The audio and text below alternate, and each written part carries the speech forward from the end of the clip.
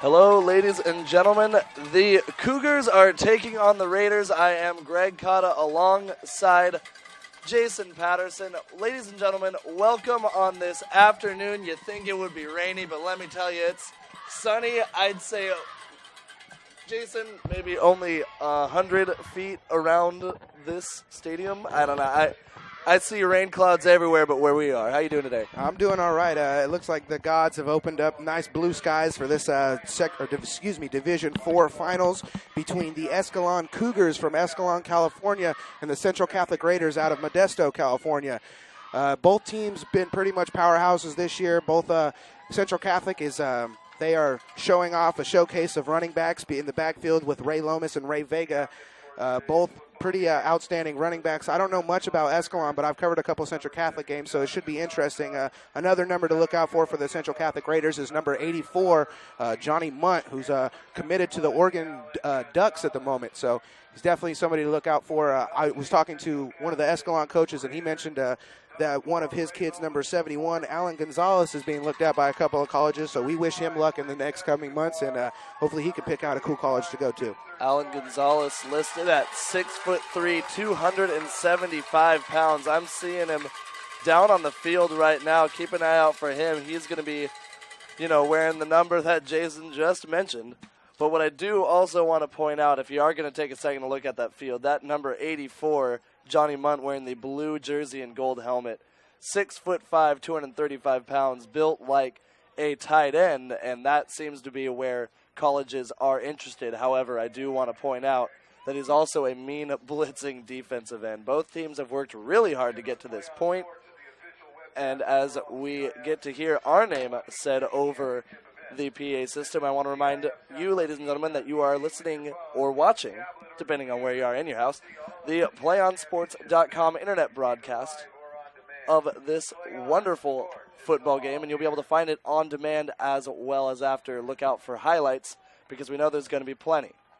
A couple other names to look for here on Escalon would be number 34 for Escalon, Nathan Chun, who's coming in as a running back. He's a senior for the team. He's touched the ball 334 times for 2,154 yards and 34 touchdowns. So he's definitely a name and number to look out for. That's number 34 in the white jerseys, as we're going to have Escalon wearing the white with the yellow helmets and the purple pants. And Central Catholic coming in with the Notre Dame-like jerseys, the navy blue tops with the gold pants and gold helmets. So there's a little bit of, so that way you guys can follow at home. This definitely should be a high-paced game as Central Catholic comes in doing a lot of rushing. They're averaging a total of 272 yards a game, and Escalon is coming in averaging 288 yards a game on the ground. So both have powerhouse running attacks. Should be a fast-paced game, like I said. Expect the clock to be constantly moving, and you're definitely in for an interesting game here. Don't let the Division 4 fool you. These two teams, they are interesting to watch. Now, the Raiders are going to receive after the Escalon High Cougars deferred the coin toss. They're going to be working from right to left across your laptop computer keyboard. And as the ball gets set down on the 40-yard line, we get to look at this formation here for Central Catholic. It looks like at this point they have 3 people back to receive, which I can't say I've seen while covering football this season, so I do look forward to it. Yeah, I'm almost positive the guy in the middle is going to run up, as the other 2 guys on each side of him, 23 and 4, are their star running backs, 4 being Ray Lomas and 23 being Ray Vega. So those 2 are the star running backs for the Central Catholic, both coming in with excessive numbers. Ray Vega only playing 6 total games so far, 986 yards and 19 touchdowns. Oh, they got a squib kick to start off. It was recovered by Escalon. They decided to go with an onside kick, crossing midfield, 45 yards to go for an end zone. What a gutsy call to start off this game. We're only 3 seconds in, and we've got a turnover. Yeah, Mark Lorero made a nice one there. He had won the toss, deferred, and then onside kick it. That's definitely a mental aspect to the game right off the bat. What a play call. It got his whole team fired up. That's a way to get momentum on your side to start the game. Let's see if they won't pull out some more trickery as one play into it. They've already pulled some stuff out of their bag of tricks.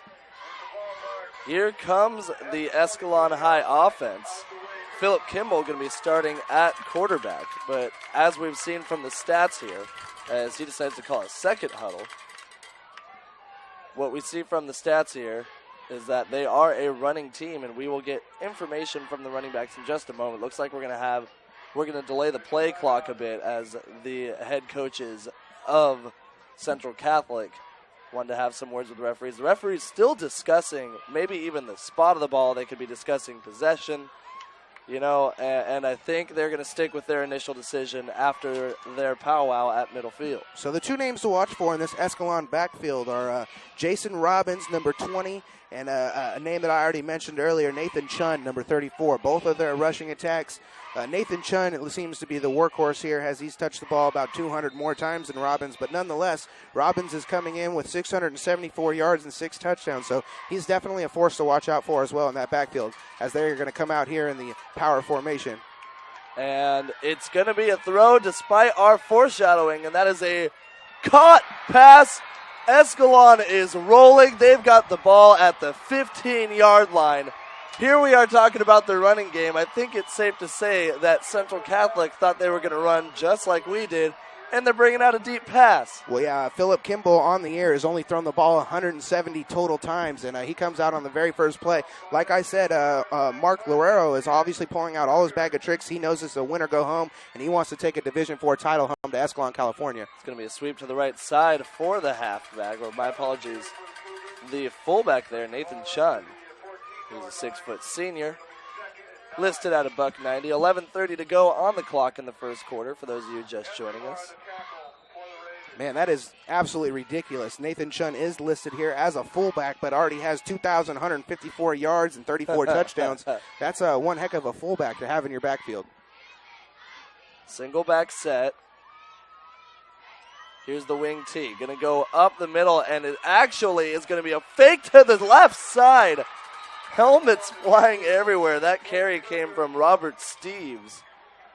Yeah, I was talking to one of the coaches down on the field and asked him what they knew about Central Catholic, and I think they were not leading on to how much they actually did know as they are coming out here. And obviously he studied their film and pulling out all the stops here on this first drive, trying to get some points on the board for the Cougars.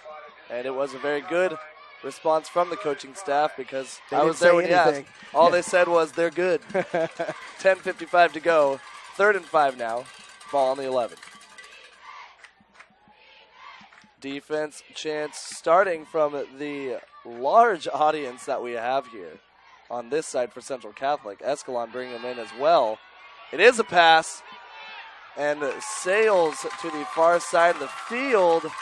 Yeah. Quarterback on the ground. I don't see a flag anywhere. No, that was a very solid play by number 84, Johnny Munt. He made it into the backfield. He gave a little bit of pressure on the quarterback, maybe forced the quarterback to throw it a little bit sooner than he wanted to, caused a bad pass, and that's going to hold him to 3 here. So hats off to the Central Catholic defense. Even after all the tricks are pulled out, they're able to stop him in the red zone and hold him to a field goal attempt here. So let's see if the Escalon Cougars can't get this ball through the uprights and put 3 points on the board. Yeah, speaking of tricks, when you usually see them is on a field goal attempt. Yeah, I definitely. And I gotta say, everything else has been a bag of tricks. Yeah, I wouldn't be surprised if we see that here. Kicker for Escalon High is Thomas Dinez. He's going to be doing the right-footed kick from the left hash mark. Ball's down, kick is up. Splits the uprights. 3-0 is the score. 10:31 on the clock. Central Catholic trying to keep the energy on their side, but they, Jason, got to be feeling pretty good that they only got away with just giving up a field goal there. Yeah, I would definitely be excited about that one, as you were not expecting an onside kick to start the game, and then they come out only throwing the ball 170 times in the entire year and throw one deep on you on the first play. So a couple of little tricks coming out of the bag for Escalon, and Central Catholic handled that fairly well, only giving up 3 points. So now, as long as they kick the ball off this time, we will get to see that explosive Central Catholic offense as well. I see some warm-up kicks coming from Thomas Dinez, and either he's continuing to be a good actor, or he's really planning on kicking this ball deep. Bit of a different formation now on the kickoff here. I see 6 blockers up front, and perhaps they shifted up an extra set of hands. And the kick is squibbed again. This time recovered by Central Catholic. Pitch back at the 30. That's Vega. You better watch out for him. If he gets to the outside, he's gone. Vega working past the 50. Pushed out of bounds past midfield. And he's the exact reason why they've squibbed the ball the first two kickoffs. You do not want to give that kid any opportunities to to run the ball. We do have laundry on the field, though. And the head referee blew the whistle himself, so I expect to hear the results rather quickly. 10:21 to go in the game. I'm telling you got to watch out for that number 23, Ray Vega. If he gets a couple of steps, he is so quick. It is going to be on Central Catholic, so that's going to negate a nice run back by Vega. But nonetheless, this offense is good enough to drive down the 80 yards or however many they're going to need here. It looks like it'll be about 75. Looks like they're going to be probably like the 25-yard line. And by the way, ladies and gentlemen, that was an illegal block in the back, which is one of the penalties that is called most often on kickoffs. Yeah, one thing with the Central Catholic offense, they start with a heavy dose of Ray Loma, number 4 in the backfield, and then come halftime, you start getting Vega, and it is just an absolute 1-2 punch that is ridiculous and hard to cover. He is the tailback on this play, and that's where it's going. Right side, going to go down on the right side, left side of the tackle. He's going to pick up about 7-8 yards on that one, so that's a solid first play for the rushing attack of the Central Catholic Raiders. Picks up about 8 yards, going to bring up about a 2nd and 2 here. 10 minutes, 4 seconds on the clock. And it's going to be a 2nd and 1, so a pretty good spot there. And I can only imagine they'd be interested in going back in the same direction here. However, here they are, I formation. Tight end now goes in motion to the left side, and that is Johnny Munt. Run up the middle, that's going to be a first down, maybe some more. Still on his feet. He just broke 5 tackles for a gain of more than 10 on a 2nd and 1. Yeah, let's not fool you. I've talked a lot about Ray Vega, but Ray Lomas as well is absolutely phenomenal. He's been the lone back here for Central Catholic for the first 6 games as Ray Vega transferred over from Davis High School about 6 games in. Or actually, he's transferred and had to sit the 6 games out because he transferred, But Lomas coming in with a plenty of yards, too, 1,650 and 26 touchdowns. So he's also a force in the backfield as these Raiders love to run the ball. I formation going to be a pitch to the right side. We get to see Ray Vega for the first time today. He's going to get stopped in the best backfield. Good stop there coming from number 77 of Escalon High. And that is Joey Gutierrez. Yeah, that was definitely a solid defensive play as they want to bring down Vega as much as possible. Because as I said, if he gets an extra step, he's going to pick up 10 yards at least. Going over his stats here, he has touched the ball. Like I said, anytime he touches the ball, he's averaging about 13 yards a carry and 140 yards a game. So, man, and remember, guys, he's only played about 6 games, and he has those stats. So that's absolutely ridiculous. I believe I was talking to one of the coaches. He had a game where he scored 8 touchdowns in one game. Wow, here is the drop back. It's going to be a pass. Wide receiver on the post route. Cut! 20, 10, touchdown! Touchdown, Raiders! Tyler Lawrence, the receiver there, splitting the safeties. What a throw coming from Phil Kimball, the quarterback. And just like that, Central Catholic has the lead with 8:30 to go on the clock.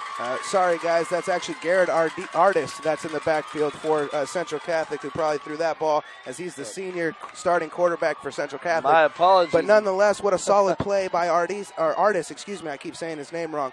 But I just covered a game last week where they played, they ended up playing center from Antelope, California. And I don't know if Garrett Artis threw more than 4 passes in that entire game. And they come out here on their first drive, and he throws a long one for 7. That's exactly what you want out of a team that's a mostly running team. Again, 8:30 to go. 7-3 is the lead now for the Central Catholic Raiders as they call their huddle on this side of the field. But I do apologize about my mispronunciation, even if you will, for the 2 quarterbacks. Both of them sporting the John Elway number 7 back there. My apologies. Here is the first time we get to see the return team for the Cougars. They're going to be working from left to right, as I see a lot of purple and yellow tape all over these cleats. They are spirited, and the entire opposite side of the field, a sea of purple as they decide to stand up for the kickoff. Yeah, it looks a lot like LSU versus Notre Dame out here, as they're both jerseys kind of similar to the college teams. Josh Redding back to return for Escalon High. He's going to stand 1 yard outside of the end zone. And Kenny Smart is going to be kicking off for the Raiders. 60 yards to go. Hands up, hands down. Kick is going to go deep, sailing over the head of Josh Redding, and Escalon High is going to be starting at their own 20. Yeah, you know, Greg, I was watching him in the pregame warm-ups, and he was trying him from 67 yards out. He was trying him, kicking him right here from the L, from the Lincoln Trojan, and he was about, I'd say about a half a yard to a yard short of putting those in. So that kid's got a serious leg on him. I wouldn't be surprised if we see a couple long field goals coming out of Central Catholic if they get forced down to it. 8:30 on the clock, and we get to see Escalon High with their first organic drive of the game. Motion to the left side, fake, but it's going to be a run up the middle of the fullback. And Nathan Chun is going to get stopped in his tracks, second and long, 8:22 on the clock. Yeah, Blake Escobar, the senior, happened to get in there and bring down the ball carrier, and he comes out pumped as his team is definitely pumped up. When you start a game having the opposing team defer the kickoff and then kick an onside and recover it, you would think that you're going to be down and out, but this Central Catholic team answered back and is even ahead at this point, 7-3. So way to answer back for the Raiders.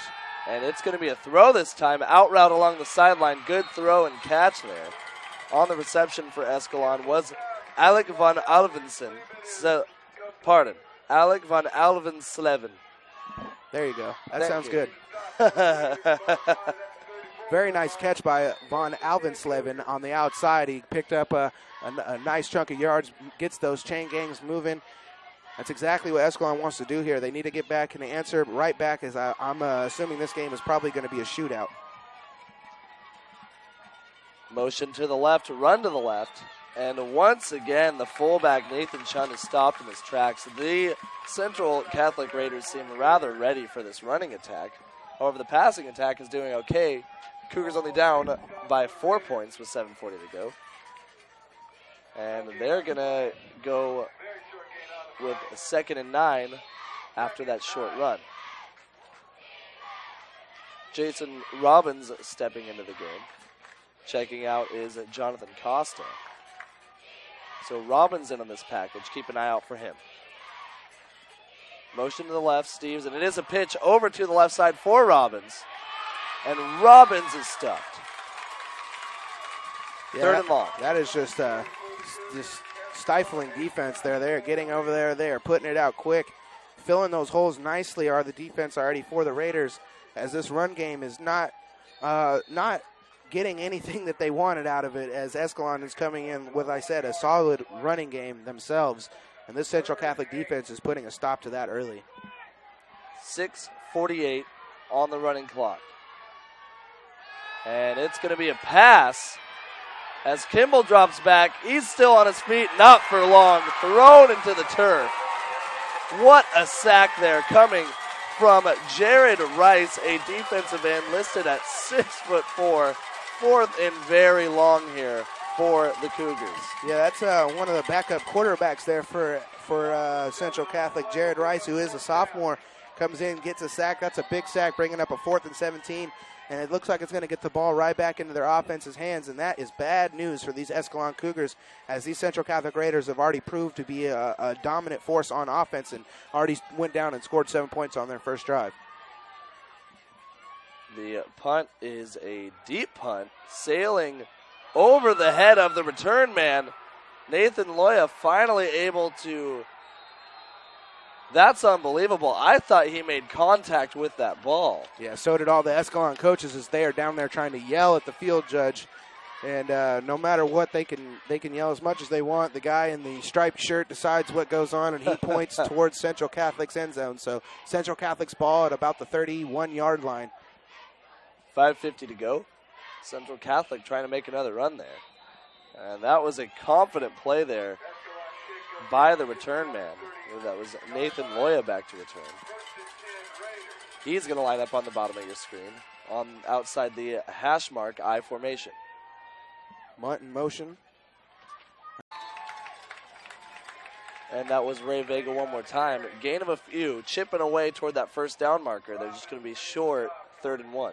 Yeah, this Central Catholic offense, they are quite methodical. They like to just pick up first downs. They're not too explosive, even though they came out and showed some explosiveness on their first drive. They really like to just get the first downs. They like to just hand the ball off to their running backs. If the running back takes one to the end zone, great. If not, pick up the first down. Let's keep moving, as 10 first downs equals a touchdown, and no matter field you play on. Blake Escobar lining up as the fullback. And he's going to do the lead block for what looks like a first down for Central Catholic. Yeah, Ray Vega just likes to keep his legs moving and picking up those extra yards, as he ran right into the middle of the pile. It looked like he was going to be a little short until he kept it moving.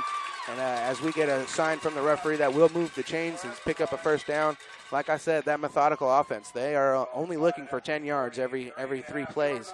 If they get a touchdown, great. If not, like I said, they just want those 10 yards. Taking it step by step is Central Catholic. 4:20 to go in the first quarter. They're holding on to a 4-point lead.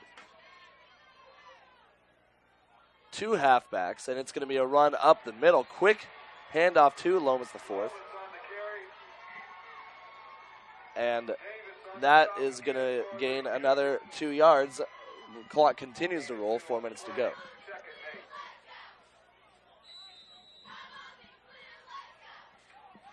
So with 2nd and 8, the two teams are really both pulling into their bag, out of their bag, pulling plays out of their bag of tricks. Excuse me. Yeah, in a win-or-go-home situation, you definitely see all the tricks coming out. And it's going to be a throw, quick route over the middle, going to the huge tight end, Johnny Munt. He's going to waltz his way to a big first down. Ball is going to be on the 38. Yeah, the tight ends are often called the quarterback safety blanket. And when you have a 6'5" safety blanket in the high school level, that's one heck of a safety blanket, let me tell you. 6'5", he's easily taller than anybody on the field. It's real easy to pick out that gold helmet out there, throw it up in the air and let his big, tall body go up there and get it. Yeah, that's a force to be reckoned with from the tight end as Johnny Munt out there. He's definitely a big boy. 4 down linemen for the Cougars. And it's going to be a fake handoff. Second handoff, though, after the fake is going to go to Ray Vega. Yeah, I want to give a hats off to this Escalon defense so far. They're giving up yards, but they're not giving up a whole lot. As like I said earlier, Ray Vega is coming into the game averaging 12 or 13 yards a carry, and I don't think he's done that yet. So they're holding him to way under his average. So hats off to that Escalon defense so far.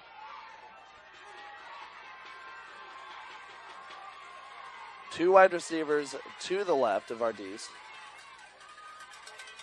2 tailbacks as well. Snapped, goes to the tailback.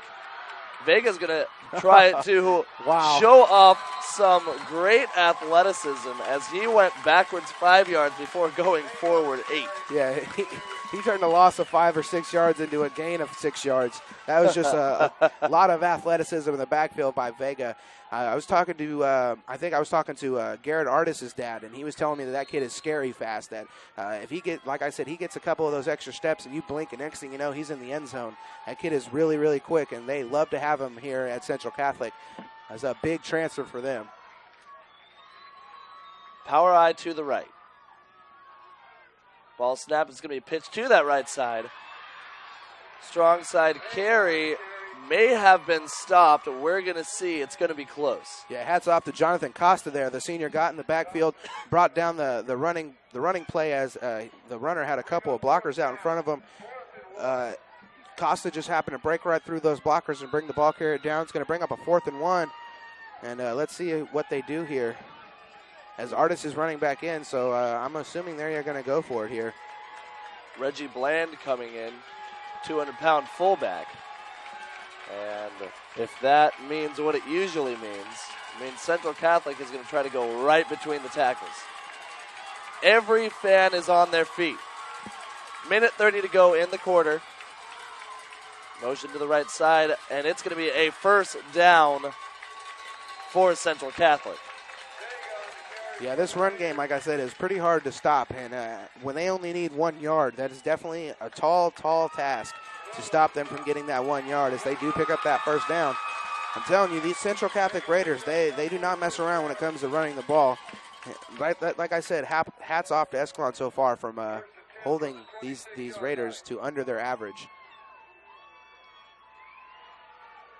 And really, Jason, it's been interesting to see because Central Catholic has shown that they are not afraid about the potential of losing yards. They are only chipping away. Sometimes it's a gain of few, but they are perpetually moving forward. Here is a pitch to the left side. And that could be a touchdown, and it is. Number 23, Ray Vega on the touchdown for the Raiders. I definitely expected to see at least one of those today as he's picking up his 20th touchdown on the year. And I'm going to point out again that he missed 6 games. And, unbelievable. They've only played a total of 13, so he's played 7 more games 6 games less than any one of his teammates. And he's almost caught up to Lomas in touchdowns. He's only 6 away. Extra point is up and good, and Central Catholic, with 55 seconds to go in the first quarter, has a 10-point lead over the Escalon Cougars. Do you want to watch more of your school's great matchups, like the game you're enjoying here tonight or this afternoon? Tell your school to sign up for the Play on Sports School Broadcast Program. The program allows schools to broadcast all their games and other activities on the web. For more information, go to playonsports.com/SBP. So Central Catholic is coming out here and so far has yet to be stopped. They've touched the ball twice, had 2 possessions, and they have 2 touchdowns. So, like I said, they are that methodical offense. They only want 10 yards, and they just keep going for those 10 yards. And next thing you know, they find the end zone. But, man, they're doing good so far. This Escalon Cougar offense needs to start get themselves moving as they need to put some points on this board because Central Catholic is not going to stop. I covered the Central Catholic game last week. Right. And I believe they touched the ball for 3 or 4 times in the first half, and they scored on every single drive. So they don't punt much, do these Raiders, and it's showing here with a 14-3 lead with only 56 seconds to go in the first quarter. Back to return for Escalon High is once again Josh Redding. However, last time, the right-footed kick of Kenny Smart sailed way over his head. This one a bit shallower. We're going to have a return here. Up the middle is the play design. And it gets a shade past the 20, which is what you shoot for on a kick return. 51.6 to go in the first quarter. So here comes Philip Kimball trying to lead his offense down the field and get some points on the board. If they can go down and get 7 here to make it a 10-14 game, that'll be a whole lot more interesting. As if they get a punt here and the Raiders keep doing what they've been doing, it's going to start to pull away. So this is a big drive here for these Cougars.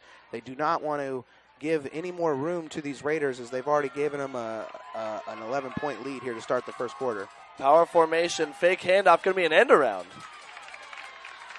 Going to Jason Robbins, a running back lined up in the tight end position. That's a good gain of 5. Yeah, that was a solid play there. Pick up a couple yards. He had a couple huge holes and was able to run through them. He had good ball carrier vision there. So 28 seconds to go. It looks like Escalon is going to try to get one play here before the end of the quarter. 15 seconds now, as it looks like Central Catholic is ready to bring the heat. And that gain of 1 is going to end the quarter. The Raiders of Central Catholic High School coming all the way from Modesto, 14 points, and the opposing visiting Escalon High Cougars only with 3.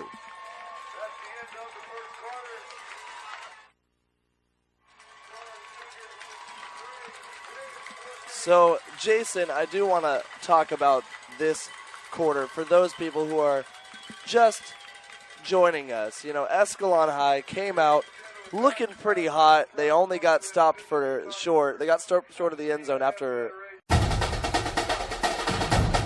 Since then, it's really been all Central Catholic. Yeah, Central Catholic has been a dominating force this entire year. When they're like a snowball. Once they start going, it starts getting bigger and bigger and harder to stop.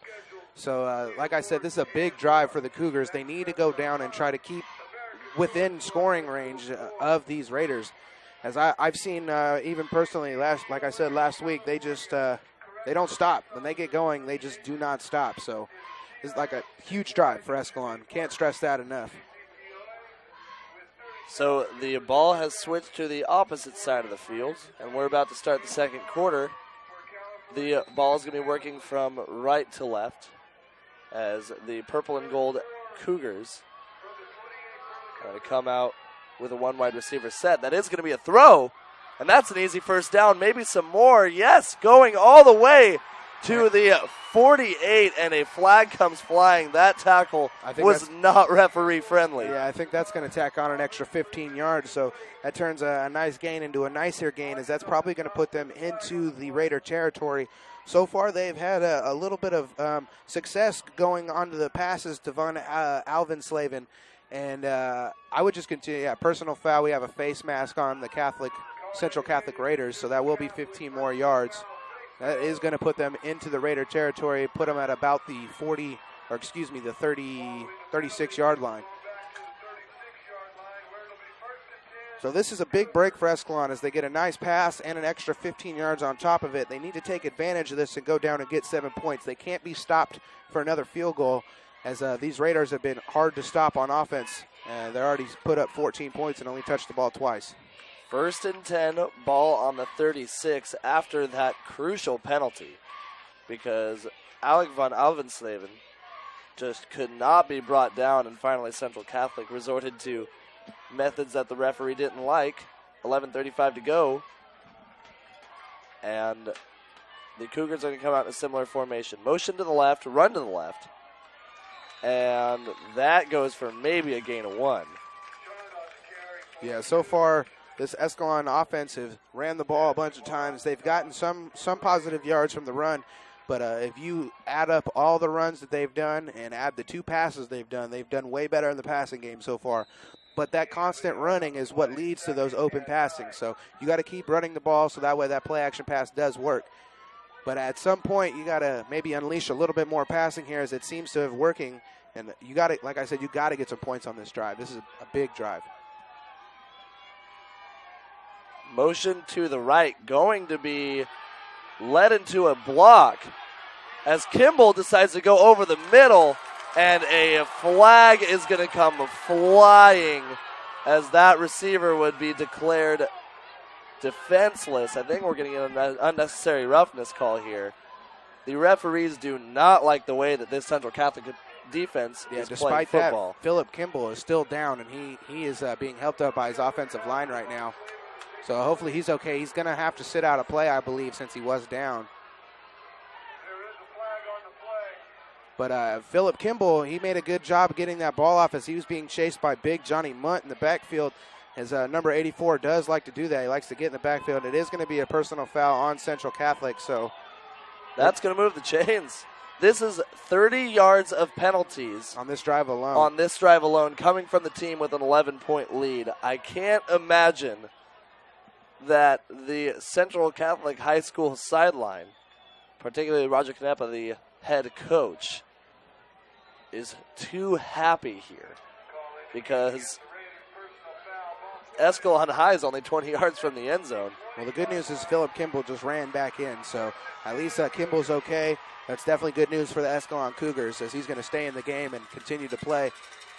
Let's see if they can't get one. I'm going to throw it out there since we weren't talking about it. I don't know if I completely agree with the personal foul call, as he was just trying to meet the ball carrier with the ball. But nonetheless, this is a high school level, and they like to keep it nice and classy out there. So I like that the refs did make a classy call, but I don't know if I completely agree with it.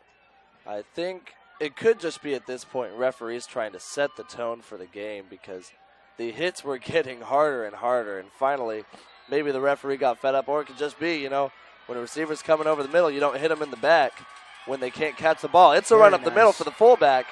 Very nice. That was a very nice play. What a good play. Pulling the guard and then sending the fullback to the weak side. Nathan Chun working his way up the middle. Yeah, that was a good run by Nathan Chun. Great blocking up the middle. But the thing that really set that off was Philip Kimball. He played that nicely. You did not know if he handed the ball off so nicely to Chun, you couldn't tell. You thought he was going to maybe go on a stretch play.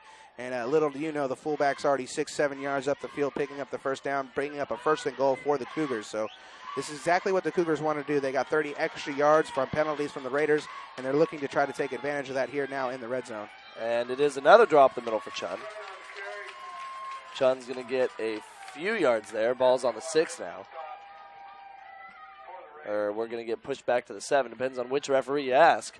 10-11 to go.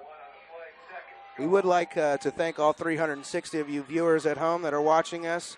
You're tuning in to the Division IV Sac-Joaquin Section Championships live from Lincoln High School in Stockton, California, between the Escalon Cougars of Escalon, California, and the Central Catholic Raiders of Modesto, California.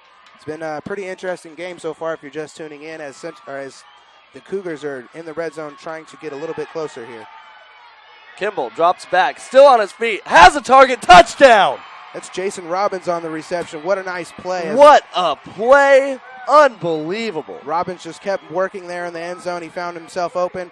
Kimball was able to scramble to the outside, find Robbins in the end zone. Very nice play by the Cougars. That's exactly what they needed to do to answer back to this explosive offense of the Raiders.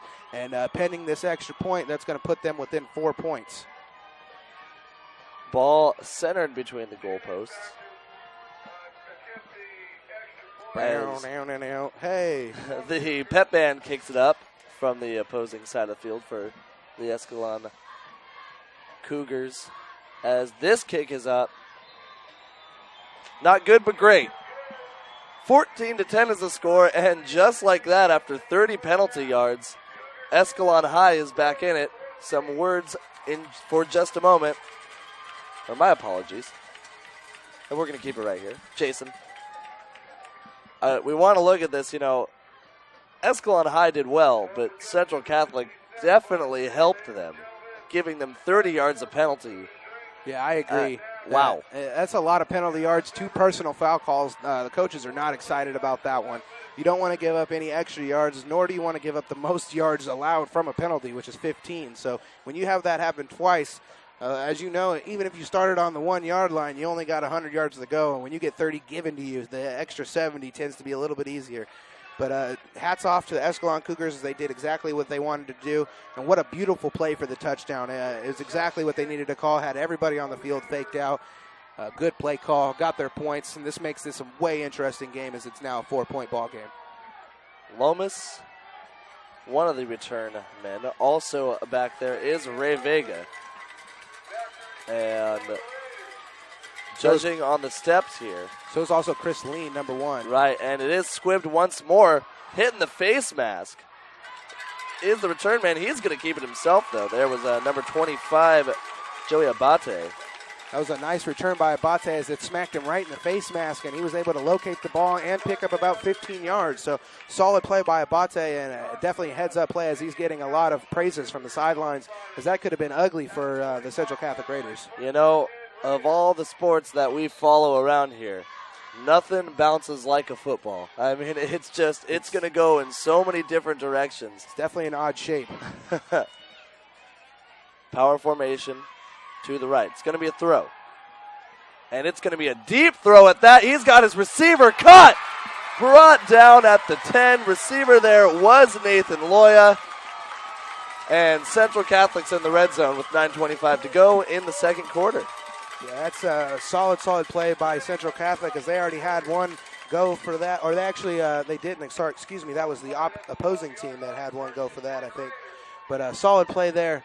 Had Loya wide open. We have a timeout, official timeout. And he's going to take a second to communicate with the offense. And now the clock's going to continue rolling. We're getting down toward 9 minutes here. Yeah, left in the first half. This is the third drive for Central Catholic, and it's looking like they're going to score for the third time. It's going to be a run over to the right for Lomas. And Lomas is going to gain a few. Second down now. Plenty of time, plenty of room here for the Raiders. As on top of that, they have the lead. I'm sure they'd want a larger lead right now as their offense has been so productive, but they can't seem to put away Escalon on defense. Yeah, anytime you ask an offensive coach how many points do you want to score in the game, they'll tell you all of them. They want to continue to score. More points is better.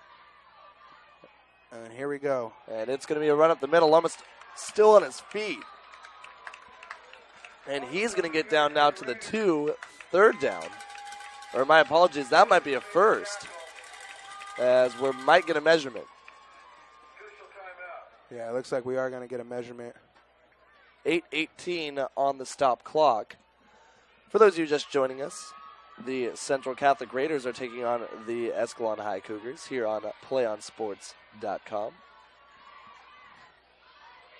And when the chain gets this cleared up, it's going to be a pretty important difference, but honestly, yeah, it's either going to bring up a third down here. It's either going to be a third and inches or a first and goal. And with the way that Central Catholic has been moving the ball, I can't imagine Escalon stopping them here. You know, I think that they have the talent. So it's going to be a third and inches here. Yeah, third and inches. They definitely have the talent. They've made their stops, but Central Catholic is rolling. Yeah, like I said, they get that snowball effect. Once they start going downhill, it almost becomes too much to stop. As like I said, they've touched the ball twice. This is their third drive, and they are now a third and inches on the 3-yard line. So barring some miraculousness, I'm expecting at least 3 points here out of Central Catholic on this drive. 2 wide receivers set. Leon and Loya split wide. Run up the middle. They're going back to their bread and butter. Oh, man. Still on his feet. Did he get in? Touchdown. Oh, wow. What a second effort by Lomas as he was stopped way in the backfield, kept his feet moving. And that's that explosive running game that I've been talking to you guys about so much. I know I'm probably praising the Raiders a little bit more than the Cougars, but, man, that running attack is just so ridiculous. And what a play by Ray Lomas as he was stopped in the backfield, kept his feet moving, got in the end zone. And barring this extra point here, that's going to make it 21-10 Raiders. Ball is snapped, and it is good. But we do have a flag here on the line of scrimmage. Yeah, it looked like a false start. So Central Catholic might have to work for this extra point. 20-10, though, is the lead. No, we have offsides on the defense. Wow. That's kind of weird. I've never seen them blow a play dead on offsides on the defense. Usually that just means a free play for the offense, but nonetheless, they blew it dead. Yeah, so that could almost come back to bite Central Catholic if they do have to re-kick it now, and they have the possibility of missing. So that's kind of a bad call there for Central Catholic, as it was an offsides against Escalon, but it is going to force them to kick it again. It was a neutral zone infraction. But yeah, this is kind of a unique scenario here. Many headsets here scratching their heads. But it looks like Central Catholic's going to line up to kick it again. So they do have faith here in their kicker, Kenny Smart. High snap, put down, and it's good. 8 minutes to go in the half. 11-point lead for Central Catholic. Cougars getting the ball back in just a moment. Play on Sports is on Facebook and Twitter, giving you news and information and links to great highlights. Follow us at Play on Sports on both Facebook and Twitter. You can also access thousands of live and on-demand games on YouTube at youtube.com/playonnetwork. Keep up with all the high school action every week from your destination for high school sports, playonsports.com. So the Raiders have had 3 total possessions in this game, and they have 3 touchdowns in this game. So if any one of you guys at home follow football normally and you are a Escalon Cougar fan, you know that your defense needs to get a stop, as you cannot continue to trade touchdowns right now because Central Catholic has the lead, and they have that little bit of breathing room. So your defense is going to have to step up. Your offense looked good on the last drive, so let's keep that moving, and let's try to work on some defense if I'm the Escalon Cougars. Redding back to return again. Smart's kick is going to go to the goal line. And it's going to be returned here. Good return there, getting to the 23-yard line. A lot of extracurricular activity, as my partner Jason Patterson so often likes to phrase it. But no call from any referee. 7:53 to go in the half. Yeah, for the most part, they're going to let these kids try to play as much as they can. This is the championship game for this section, or for this division, excuse me. So you'll definitely see a lot more bigger hits, as these kids have a lot to gain from winning this one, as they're both trying to possibly get into the regional bowls for their divisions. Single back set now. But it's going to lead to a motion. Going to be run up to the right side for Chun. He's going to get up. 2nd and 10. Yeah, I thought so. There was a little bit of a fumble, but luckily Chun was able to fall on top of it. So 7:30 to go in the half now. And more often than not, Central Catholic has been able to stop the runs between the tackles. Let's see what Escalon does here. Yeah, one thing I have liked so far from this Escalon offense is they do not abandon the run. They keep running, and the next thing you know, they're pulling a play-action pass. So you got to watch out for that if you're defense for Central Catholic. And a run up the middle again for Chun.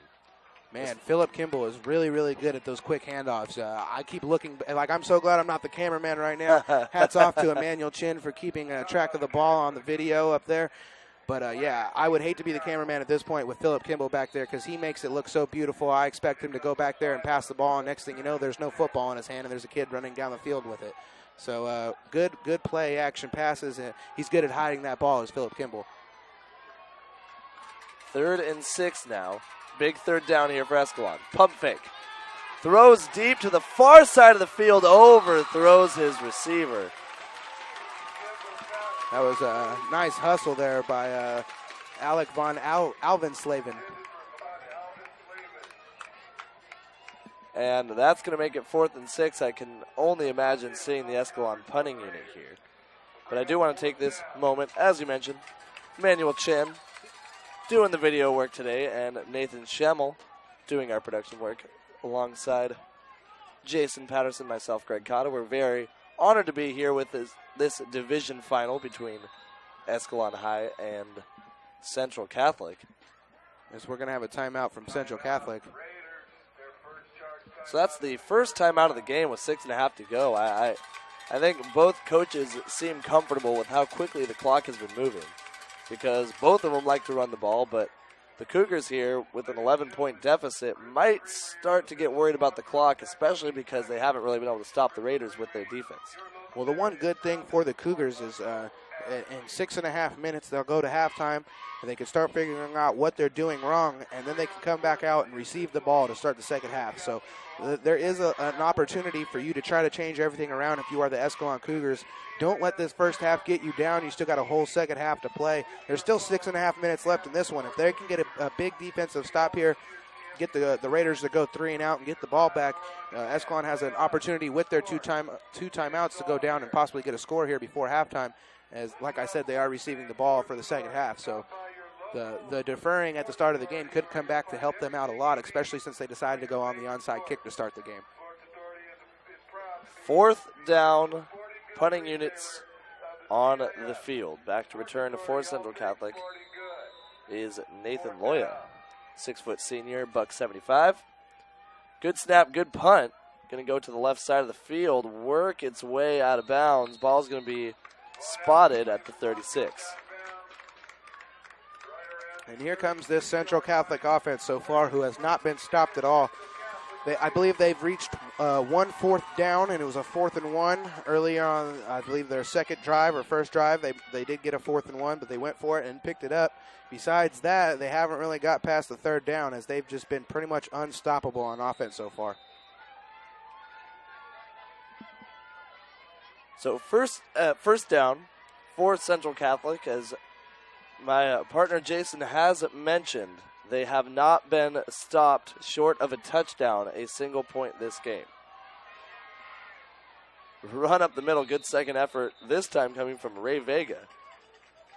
Yeah, nice tackle again by Jonathan Costa, as he's proving to be pretty solid defensive man out there, as I keep mentioning his name because he's always in on those tackles. That's exactly what you want to do. Like I said, you want to hold Vega and Lomas to as least amount of yards as possible, because once they start going, this offense really starts moving as they like to go behind their running backs. 3-yard gain there. 2nd and 7, under 6 minutes to go in the half. Split wide receiver is going to be a draw up the middle. And I'm seeing a flag get thrown in the area of holding, but penalties have been going in a lot of weird direction this game, so I'm not quite 100% sure it'll be that. We'll see here. Either a gain of 1 or a hold on the offense. Yeah, good call on that one, Greg. Is usually, like you said, when the flag is thrown in the pile like that, it's usually a holding on the offense or a block in the back on the offense. One of those two are usually the main ones called there. Yeah, it's kind of funny watching it because I almost feel like you can tell it's holding by how the referee throws the flag. He doesn't throw it with authority. He's not trying to establish it. It's just he kind of casually drops it on the field. So it's going to bring up a 2nd and 7 here for the Central Catholic Raiders. That's a positive for Escalon as they're moving Central Catholic backwards for the first time in this game. So, difficult situation here for Central Catholic. It's going to be a delayed handoff for Vega. And this ray of the offense is going to gain a few. 3rd and 15, though. That was Costa again on the tackle. These Cougars are trying to grab onto the legs of these Raider running backs. And so far, like I said, they've been doing a pretty good job to contain these running backs. It's just the fact that Central Catholic, they just are, like I said, methodical. They only need 10 yards as this is a big 3rd and 15 here. Let's see if Escalon can't get the stop that I was talking about, try to get their offense back out. And it's going to be a double handoff.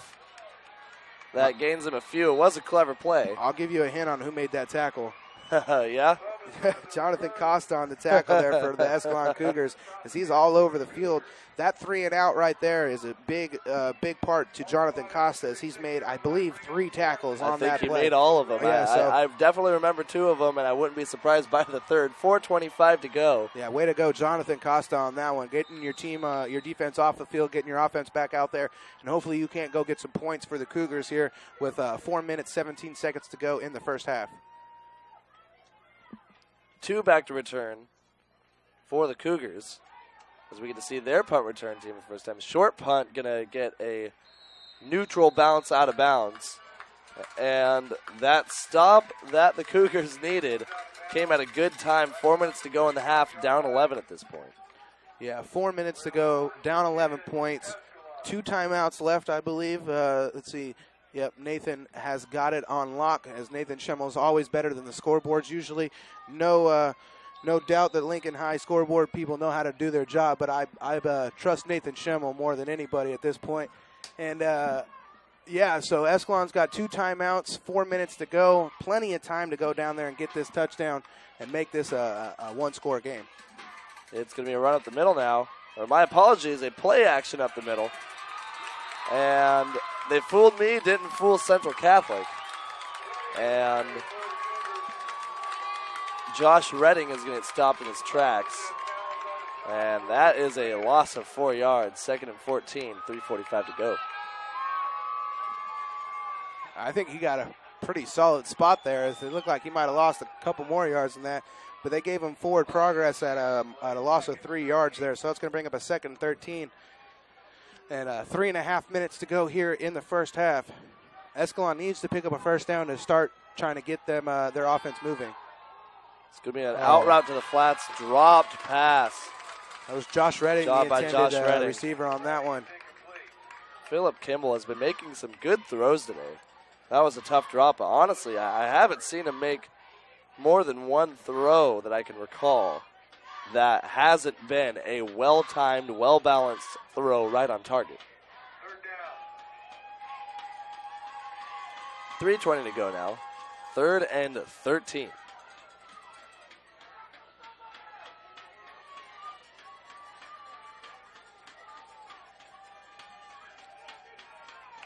So with an unusual set here, we're not used to this spread offense. It's going to be 3 wide receivers, and it looks like Central Cat. Nope, it's going to be a timeout coming from the Cougars. They're going to want to talk this play over, as if they succeed, it could be really helpful to them. Yeah, it's a big 3rd and 13 here for the Cougars, as they need to pick up this first down and try to get this drive actually moving. But, we're going to go ahead and take a little bit of a break here, so that the Central Catholic Raiders leading the Escalon Cougars 21-10.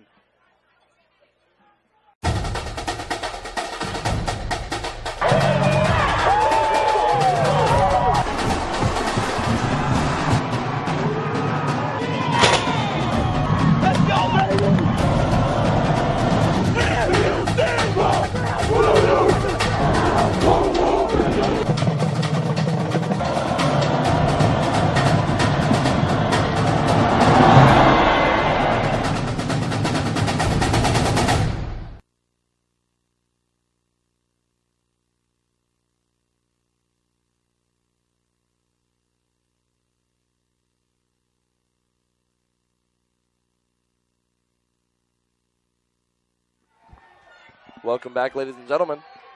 3rd and 13, multiple wide receivers set. Kimball's going to drop back, and he's going to get dropped. Ball's on the turf. I think Escalon got it, and they should be grateful for that, because now at least their punting unit can do something about this really bad field position. Yeah, the sophomore Jared Rice got in the backfield for the sack there for the Central Catholic Raiders. That was a big one. As much as Escalon needed to stop there, Central Catholic likes to get that stop as well. And unfortunately for the Cougars, there's still 2 minutes, 50 seconds to go here in this first half, and the Raiders have 2 timeouts. So this definitely is going to get interesting here towards the end of this first half.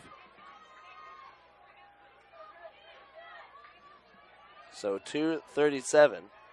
Alec von Alvenslaven back to punt for the Cougars, as Loya is back to receive for the Raiders. And the punt is going to go out of bounds, giving Central Catholic a reasonable field considering their overall success of their offense so far. 21-10 is the lead. Yeah, Central Catholic is going to take over at about the Cougar 47-yard line, so a pretty solid field position to try to pick up another touchdown with roughly 2.5 minutes to go here in the first half, as we are 2 minutes, 23 seconds to go.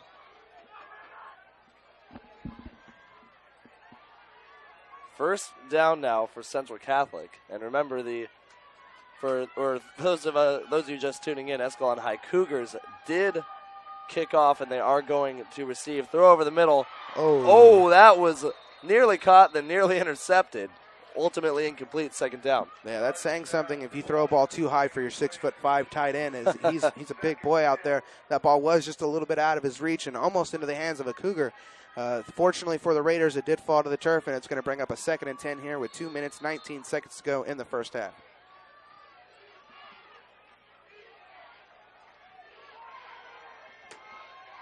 So, with the clock stopped and 2nd and 10, I think that, yes, the Central Catholic is going to go back to their running game. And what I want to point out is on that run, the quarterback, Garrett Artis, was leading the blocking. He pitched the ball back and started running forward. Yeah, what a design. He likes to get out there and block as artists, as I've seen that a couple of times out of him. That's one solid thing from your quarterback. If he likes to get out there and put blocks on it for your running back, that's one extra blocker you got out there if your quarterback is interested in going down there and laying a block downfield. Usually the quarterback's interested. It's the coach that isn't. High formation. And it's going to go to the fullback. And he's going to fall for a good 4 or 5 yards. Second down now, and a timeout's going to be taken by Central Catholic with 1:52 to go in the game. So that was Blake Escobar on the carry there, as he picks up a nice little chunk of yards. Looks like about 4. So, yeah, it's going to be a 2nd and 7, 2nd and 6, roughly with 1:52 seconds to go for the Raiders. This is a big drive for Escalon here. They stopped the Raiders on the last time. They gave the ball right back to them on another 3 and out, gave them good field position. If they can stop the Raiders from scoring here, they get the ball back at halftime, only down 11. it's definitely a workable situation for the Escalon Cougars if they can get a stop here. If they can't get a stop here, the best situation would be the Raiders getting 3, which would put them up 14 points, which is still 2 scores. So Escalon is trying to go for either one of those, completely stop them or a field goal. They definitely do not want to give up a touchdown and being down about 18 points at halftime. That's a big task to come back against the Central Catholic defense.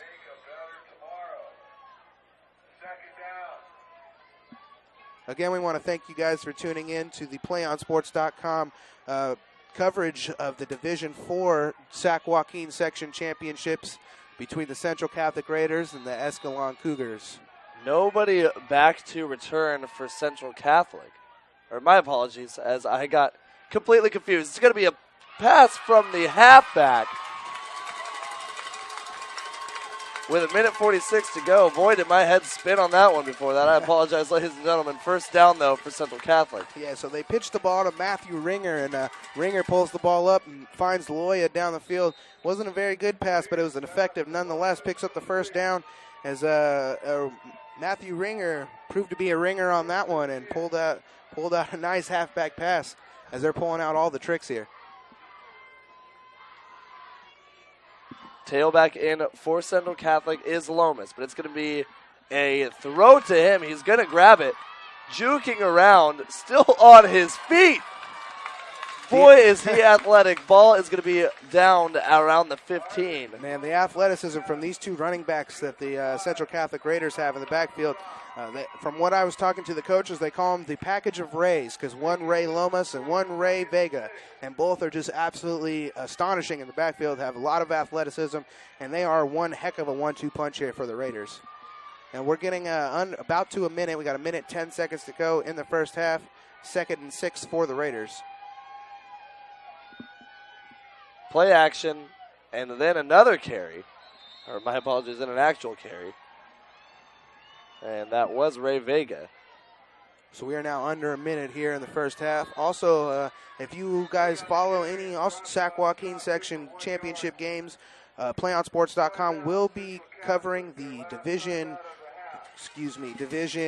2 game live from Sac State, which is Folsom versus Elk Grove.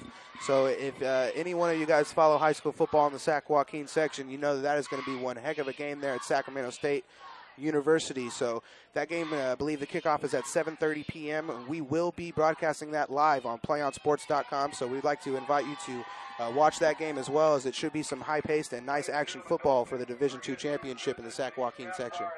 53 seconds left in the half. And Central Catholic is officially out of timeouts. And if anybody's watching live from the stands, the snack bar is open.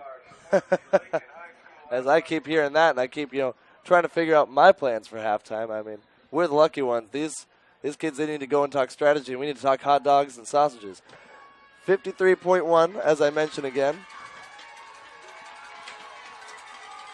11-point lead for the Raiders. Central Catholic trying to build on that lead, and we're going to see a shotgun formation.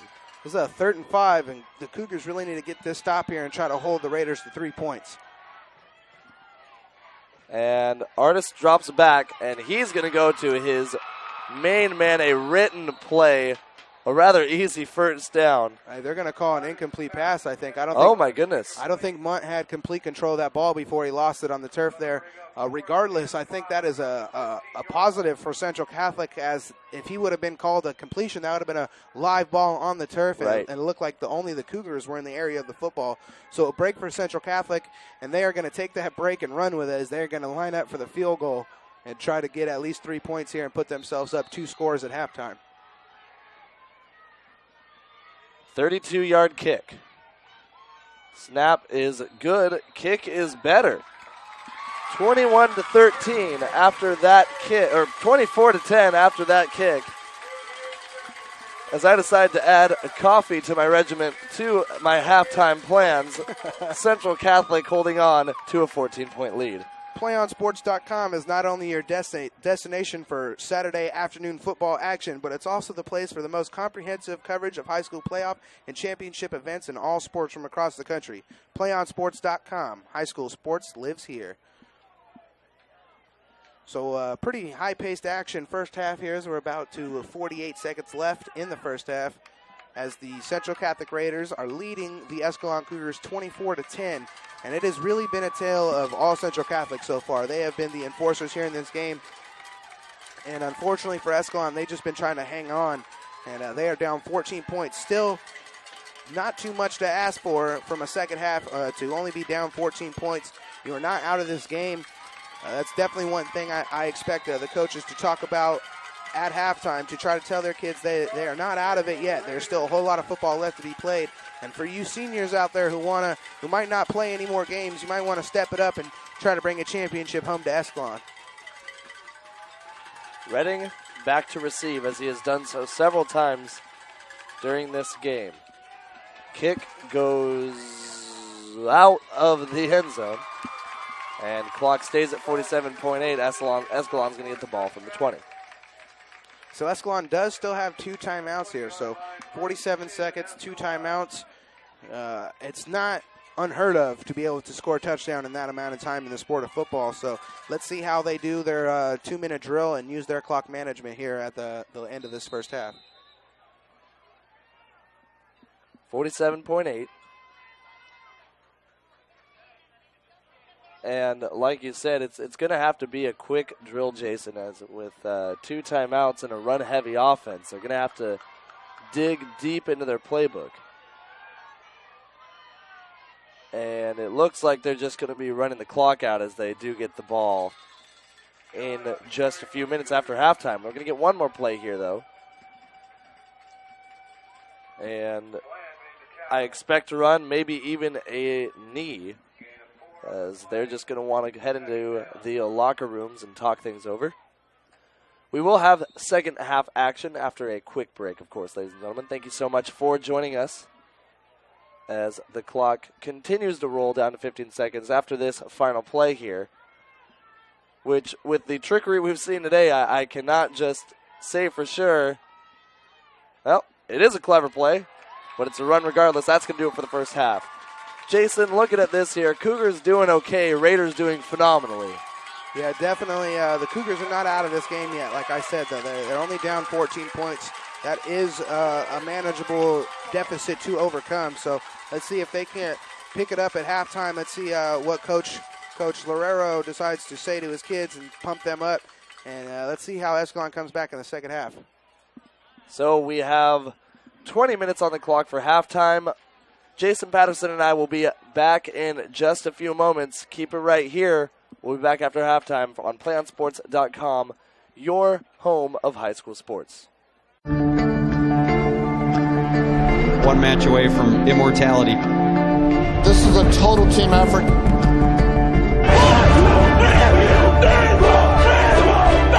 going to come at you. One shot at this.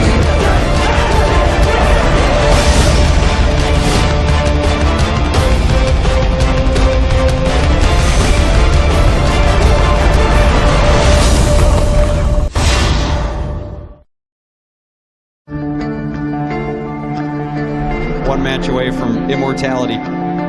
This is a total team effort. We're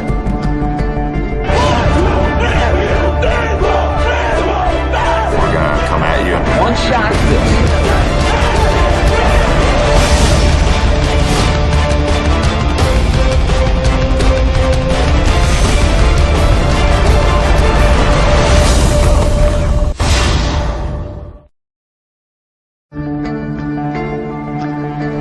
One match away from immortality.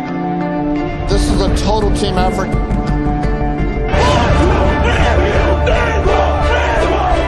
We're going to come at you. One shot at this.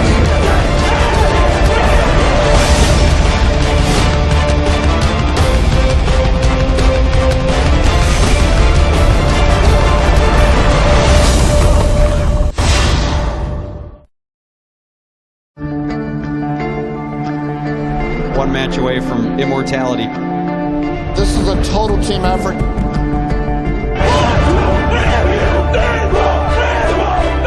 going to come at you. One shot at this.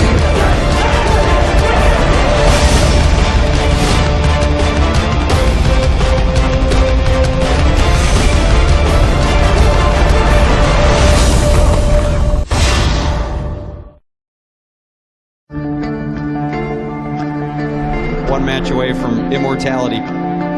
This is a total team effort.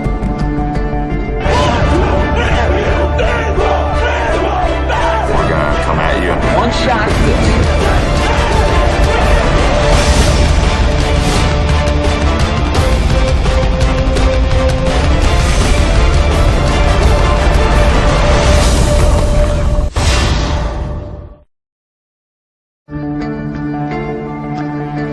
One match away from immortality. This is a total team effort.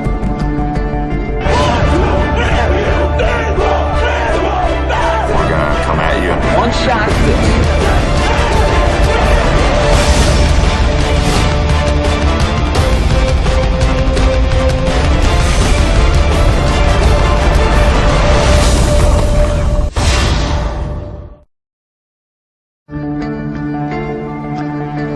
One match away from immortality. This is a total team effort.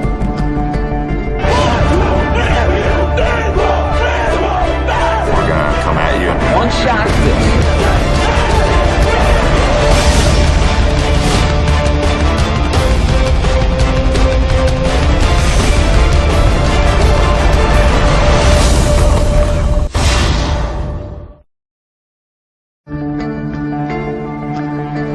One match away from immortality. This is a total team effort.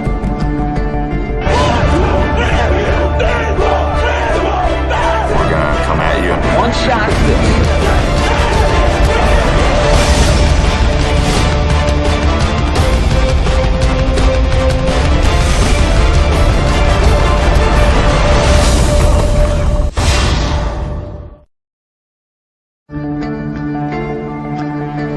One match away from immortality. This is a total team effort.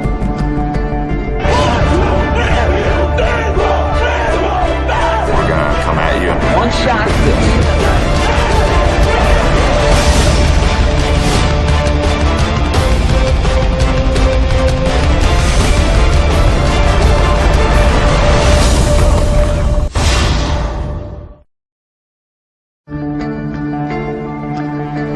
One match away from immortality. This is a total team effort.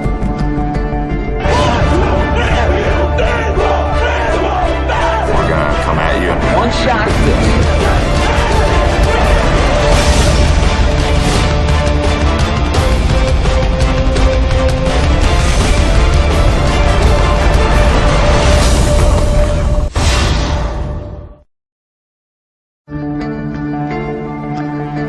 One match away from immortality.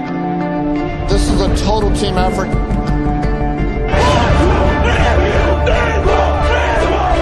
We're gonna come at you. One shot.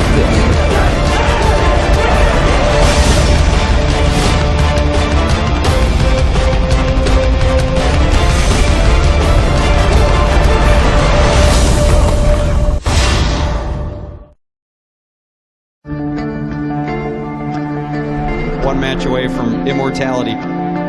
This is a total team effort.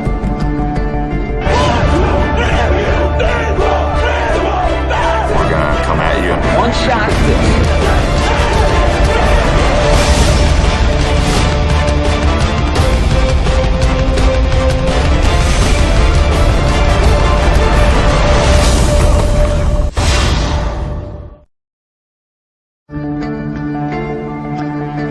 One match away from immortality. This is a total team effort.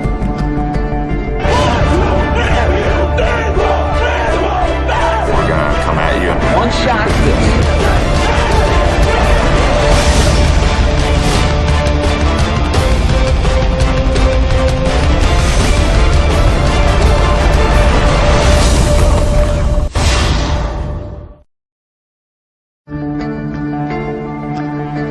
One match away from immortality. This is a total team effort.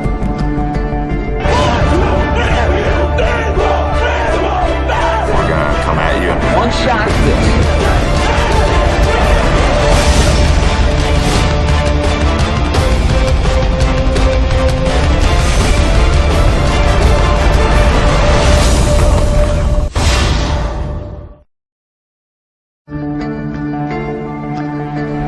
one match away from immortality. This is a total team effort. We're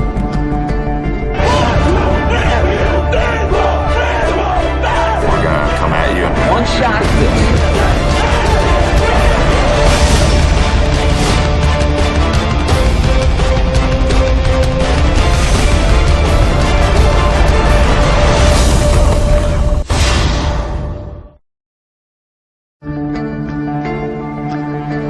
One match away from immortality. This is a total team effort.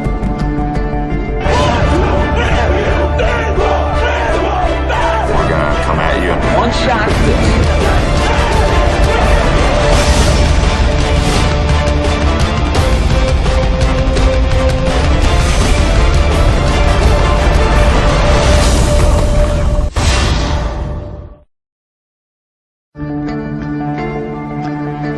One match away from immortality.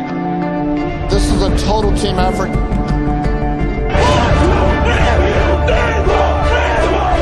We're gonna come at you. One shot.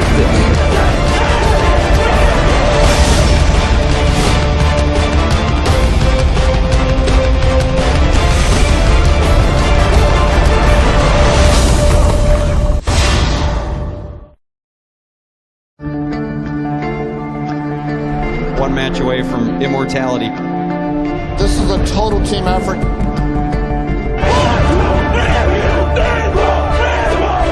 We're gonna come at you. One shot.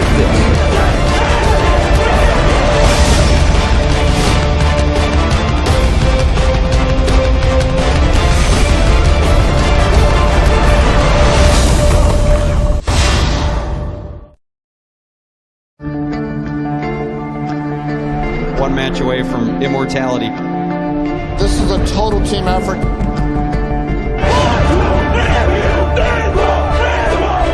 We're gonna come at you. One shot.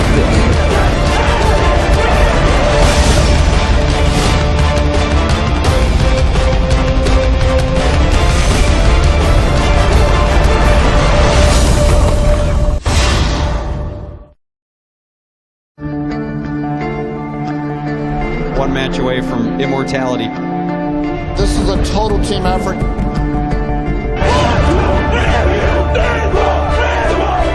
We're gonna come at you. One shot.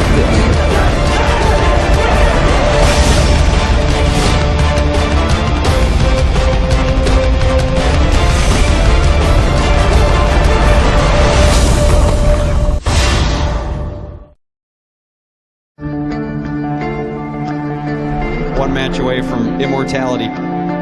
This is a total team effort.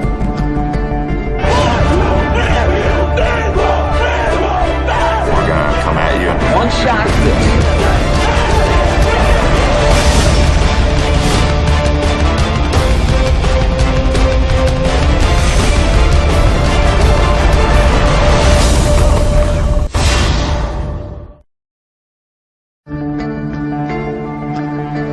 One match away from immortality. This is a total team effort.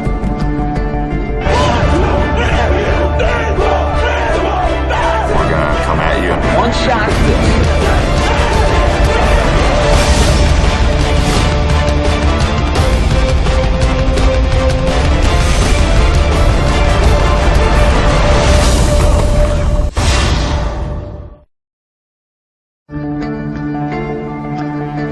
One match away from immortality. This is a total team effort.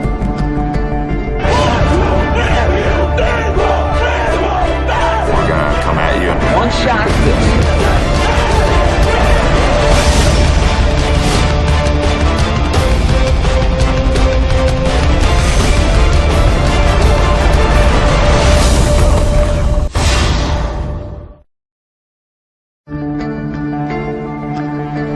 One match away from immortality. This is a total team effort.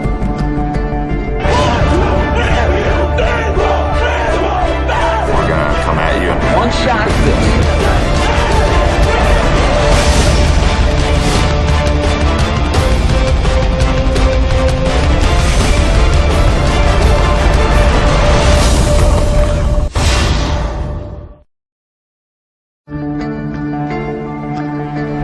one match away from immortality. This is a total team effort. We're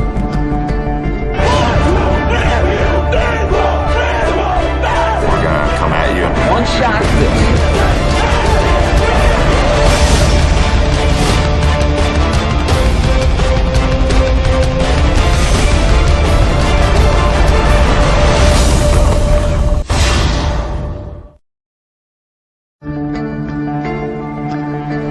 One match away from immortality.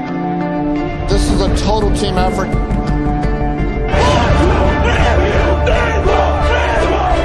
We're gonna come at you. One shot.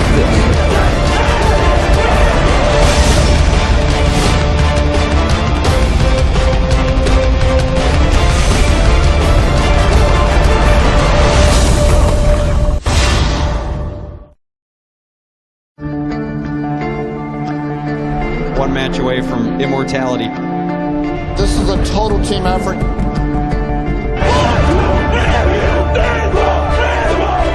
We're gonna come at you. One shot.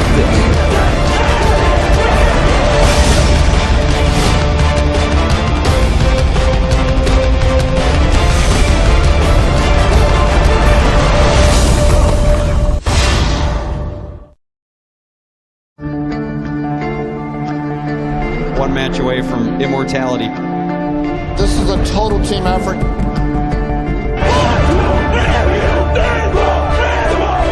We're gonna come at you. One shot.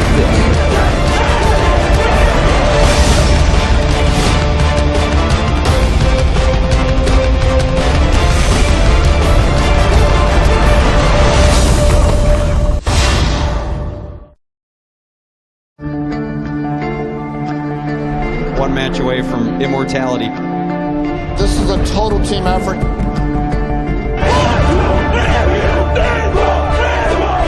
We're gonna come at you. One shot.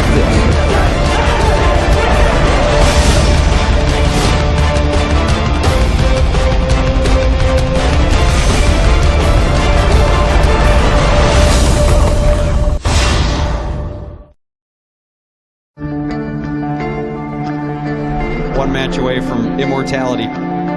This is a total team effort.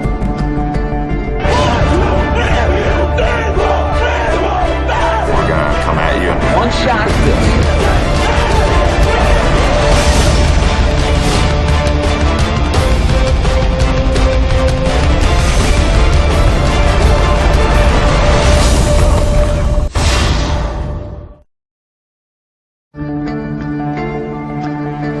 One match away from immortality. This is a total team effort.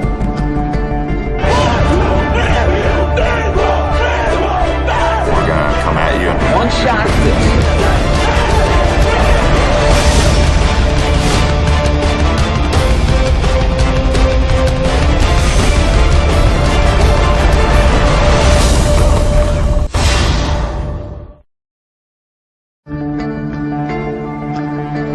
One match away from immortality. This is a total team effort.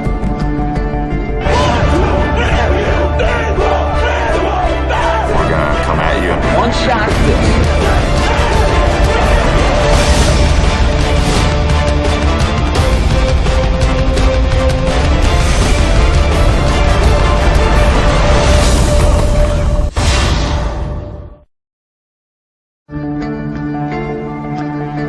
One match away from immortality. This is a total team effort.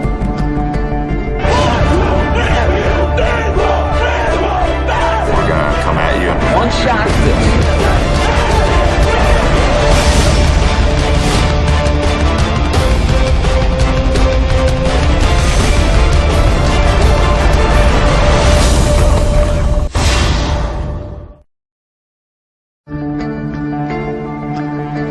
One match away from immortality.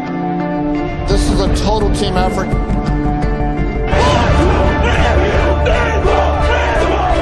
We're gonna come at you. One shot.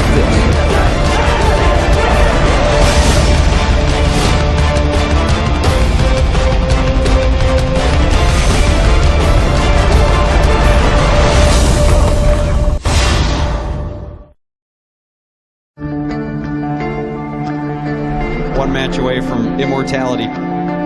This is a total team effort. We're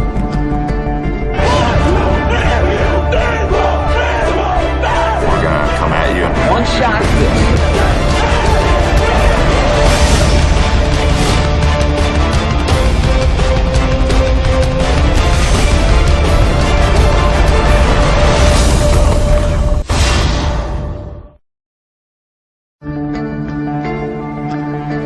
One match away from immortality. This is a total team effort. We're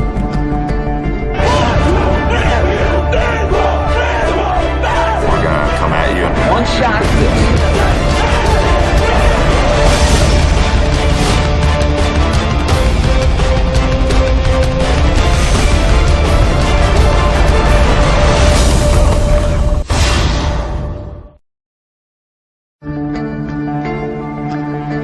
One match away from immortality.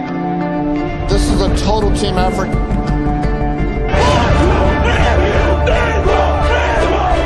We're gonna come at you. One shot.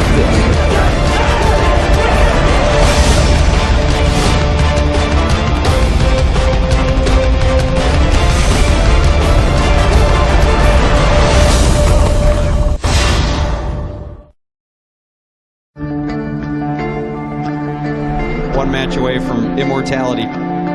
This is a total team effort.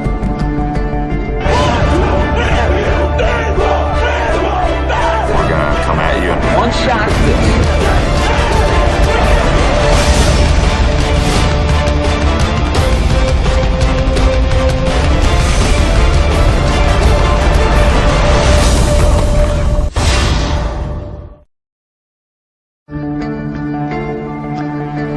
One match away from immortality. This is a total team effort.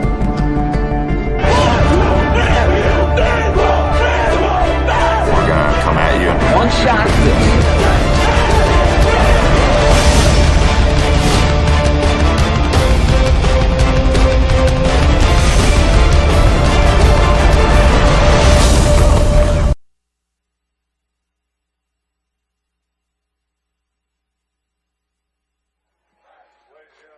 And welcome back, ladies and gentlemen. We are here for your Division 4 Sac-Joaquin section finals between the Escalon Cougars and the Central Catholic Raiders.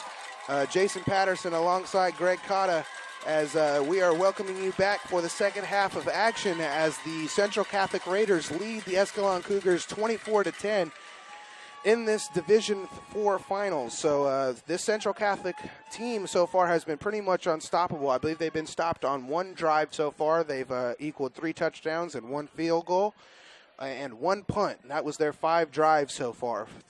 4 scores, 1 punt. So if I'm the Escalon Cougars, I need to find a way to stop this explosive offense and get my offense moving as well, as they have only equaled 10 points here for this game. So pretty lackluster start for the offense of Escalon, but still, like I said, at the end of the first half, they are not out of it. Only trailing 14 points, and they do get the ball to start the second half. So this is where you want to turn it on if you're an Escalon Cougar. You want to take this opening drive, you want to go down the field, you want to put points on the board, and you want to try to get a little bit momentum back on your side.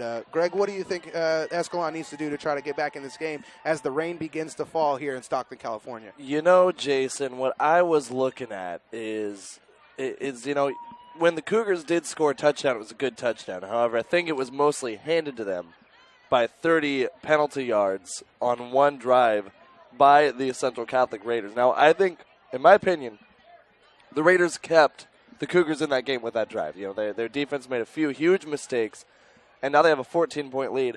I'm going to have to agree with you, though. I think that the Cougars are going to have to get points fast because their defense needs encouragement. If your offense comes down and marches down the field, the defense is going to play a lot better with more confidence, more speed, more endurance. Everything gets better on defense when your offense scores points. Now, ladies and gentlemen, we have a minute here to go before kickoff. Both teams playing well, but for the most part, I think it's safe to say, and as Jason just mentioned, the rain is really starting to fall here. We did have a sunny first half, as we see players look at their gloves and they can't feel too much through their helmets, so they're trying to figure out if it's raining, but they'll know pretty soon once they start slipping on this turf here in Stockton, California. We are here at the Alex G. Spanos Stadium. For those of you familiar with sports, you will know him as the owner of the San Diego Chargers, as well as, I believe, the football field at Cal Poly San Luis Obispo is also named after him. So he is a big donor to various levels of football throughout the state. And boy, is this a beautiful stadium, as we've gotten to do a lot of broadcasts for a lot of things here. So it will be Central Catholic kicking the ball off and Escalon to receive. So Central Catholic will be moving from right to left on your computer screens, and Escalon will be going left to right. Escalon wearing the white jerseys with the purple pants and the gold helmets, as I almost called them Notre Dame. Sorry, Central Catholic's jerseys with the navy blue jerseys and gold pants and gold helmets as well. That color scheme actually is very particular to Navy, is what I tend to associate with. I definitely see the Notre Dame resemblance, but that Navy and Vegas gold combo, classic to the midshipmen. Here is the kickoff, and it is going to be Redding who's going to take it up the middle, getting the ball to the 20-yard line. 11:54, just 6 seconds ticked off the clock there, and we get to see Escalon come out with their game plan that was established at halftime. Yeah, let's see what the coaches talk to him about here at halftime. As like I said, this is a big drive for Escalon. This is the time and moment of the game when you need to step it up and start putting that stick shift into fifth gear and start hitting that gas pedal as you need to get moving here. You're into the second half of could be possibly your very last game of the year, especially for some of those seniors out there. You definitely don't want to lose your very last game, so let's see if they fix the things at halftime. Draw up the middle. For the fullback of Escalon High, of course, that being Nathan Chun, he's going to gain only about 3 yards there. Still, 3 is the minimum of what you want unless you do it every time, but it's a good start, 2nd and 7. Yeah, and normally you want about 4 yards from your running back every time you get the ball, as 3 4-yard gains equals more than 10, so that picks you up the first down. But 3 is solid on first down, brings up a 2nd and 7. So let's see what they call here on 2nd down. Motion to the right, and it's going to be a delayed handoff going to Jason Robbins, and it really seems like the standard wing tee here for Escalon High is just exactly what Central Catholic spent their week practicing for. 3rd and 7. No gain on the play. The word delay was definitely the word we wanted to use on that delay there, because he did not ever kick it into motion. He was looking for a hole, could not find one. Next thing you know, he finds a lot of Navy jerseys, and he's brought down for a minimal gain and brings up a 3rd and 7. Drops back as the quarterback. Kimball going to throw out of bounds. I'm going to wait to hear from the referee here. He did have a couple receivers in the area, but that's a big hands. Hats off to number 38, Jared Rice, the sophomore, who has been getting into the backfield a lot. Normally, when I covered the game last week, we said a lot of number 84, Johnny Munt, who got in the backfield for the defense. But today, it's been all Jared Rice. 38 has just been all over the quarterback and brings up another 4th down for the Cougars. So, unfortunately for the Cougars, their lackluster offense continues to be that. Here is a punt nearly blocked by the 6'5" himself. Ball's going to be down by Escalon at the 45. 55 yards from the end zone, working from right to left. So we hear boos from the fans on both sides, I think. I mean, nobody really looks happy with the referee right now, Jason. Yeah, they're trying to say that Johnny Munt happened to run into the kicker, but I think that's a good call by the referee, as he was blocked into the kicker. He had his hands up, and he was pretty much blocked right into him. We are going to have a little bit of conference here, so maybe they are discussing something. As there was near contact. I'm almost positive that's what they're telling the coach, is that the player was blocked into the kicker. Right. So one side did not like the potential holding, while the other side did not like the roughing the kicker. I didn't see it, but apparently there was a flag on the play, as the chain gang has not took it off the 4th down. So let's see what we get a call here from the referee, as there's a little bit of confusion on the field.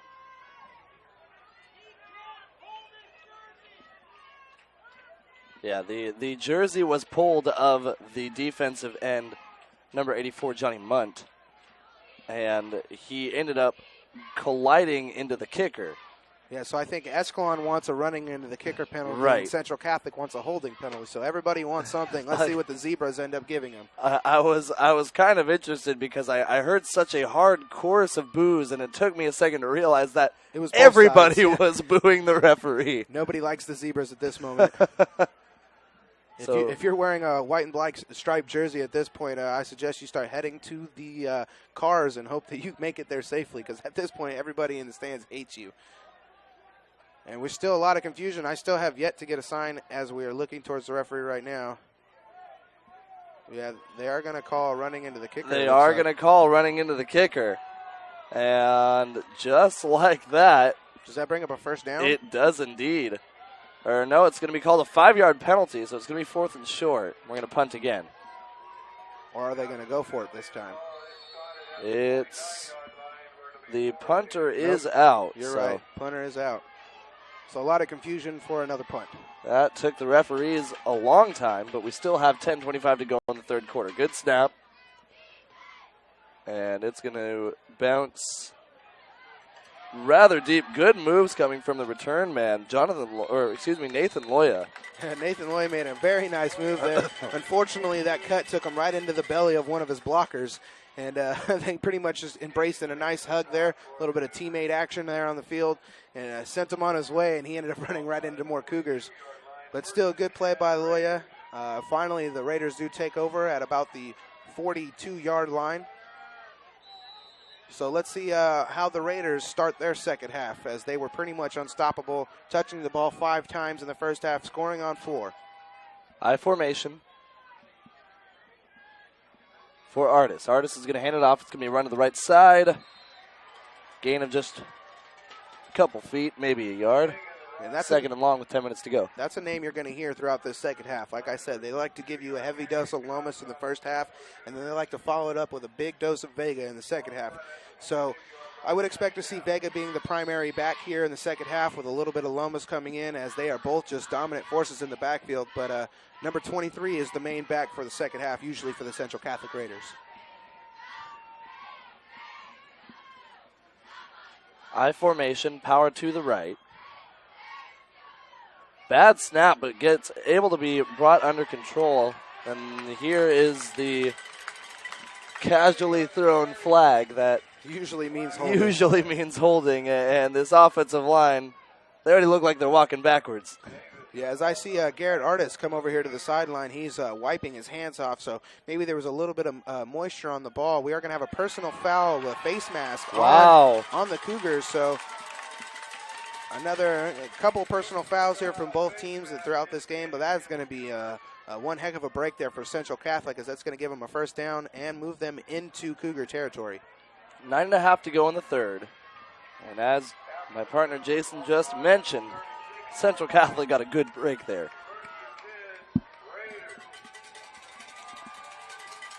Yeah, as the rain begins to fall, this Central Catholic team is getting they definitely are kind of excited about that, as the referee is sending a player off the field for some reason. I'm not quite sure what's going on.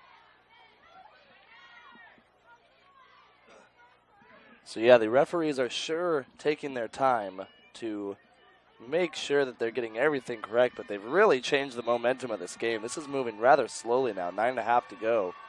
Both teams comfortable with the running clock. Pitch out to the right side. Vega still on his feet. Flag down, gain of 5. And again, the referees are stepping in here early in the third. Yeah, as the weather gets a little bit sloppy, so does the play on the field. So as the rain starts to fall, so do these yellow flags. We're going to have a holding on the Raiders on that one, so that's going to take it back 5 yards and bring up another first down. So 1st and 15 here for the Raiders. 1st and 17, sorry. That doesn't make sense. It's from the spot of the foul here. Okay, so that does make sense. So after the catch, as it's one of the more confusing spots, but this time the referees got it right. 9:18 to go. And again, 1st and 17.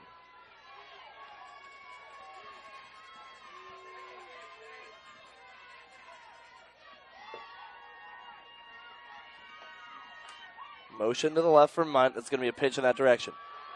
Still moving is this zippity halfback, Roy Vega. Yeah, I want to give a hats off to Jason Robbins on that one as he ran past Vega and still kept his feet moving, relocated where he was running and was able to bring down Vega from behind and kept him to a minimal gain. It looks like he only gained about 4 yards, so pretty solid, or 3 yards I think he only gained on that. So solid play by Robbins to not give up on the play, keep his feet moving, and bring down the ball carrier. 8:30 to go. 2 wide receivers to the right. Power formation to the left. And it's going to be a bubble screen thrown over to the far side. It has potential. Man, still on his nice feet moves. is Nathan Wow. Loya. He's going to the end zone. I'm going to Greg pop it one more time. Touchdown, Raiders, as that was a beautiful play by Loya. He made a bubble screen, and he did that almost all by himself. He made 3 people miss, located his blocking. Oh, there is laundry on the field, though, so maybe one of those blockings a flag. was a little much, as he made some nice moves, though, regardless of the flag. Nice play by Loya. And Central Catholic seems confident that it was actually a face mask coming from some of the signs here on this side of the field. Let's see. Touchdown. So it was a face mask that they are going to decline. So good call on that one, Greg. So nice play by Loya. That was one heck of a play. If there's a sports center for high school sports, that play is going to be probably the number one, as he made some nice cuts on that one. Well, actually, if you do want to check out some sports highlights, ladies and gentlemen, you can head to playonsports.com. We will have the highlights from this game as well as several others from around the country. Head there at any time. There will probably be something on. Here's the kick now. And it's good. 31-10. 21-point lead now for the Raiders. And the Escalon Cougars continue to dig themselves into a further hole here. Yeah, we'd like to thank you for tuning in to playonsports.com for your Division IV finals here in the Sac-Joaquin section. Also, if you want to continue for high school championship football tonight at 7:30, playonsports.com will be broadcasting the game of Elk Grove High School versus Folsom High School live from Sacramento State University in Sacramento, California. So we'd like to invite you guys to tune into that one as well, as we cover pretty much every championship game here in the Sac-Joaquin section, and in plenty of sports too. So if not only do you not just like football and plenty of other sports, go ahead and head over to playonsports.com and watch whatever you want on the on-demand section, as we have plenty of things to choose from in the high school sports. 8 minutes to go. 16 seconds on top of those 8. Greg Cott alongside Jason Patterson here in Stockton, California. 31-10 is the lead. However, the Cougars are going to have an opportunity to retaliate here. So just a little bit of a recap. Central Catholic has touched the ball 6 times total in the game, and they've scored 5 times. So only 1 stop so far by this Escalon defense. And the Escalon offense having some struggles as well, as this kick sails out of bounds, and I believe that made it through the uprights. Yeah, that's good. All good.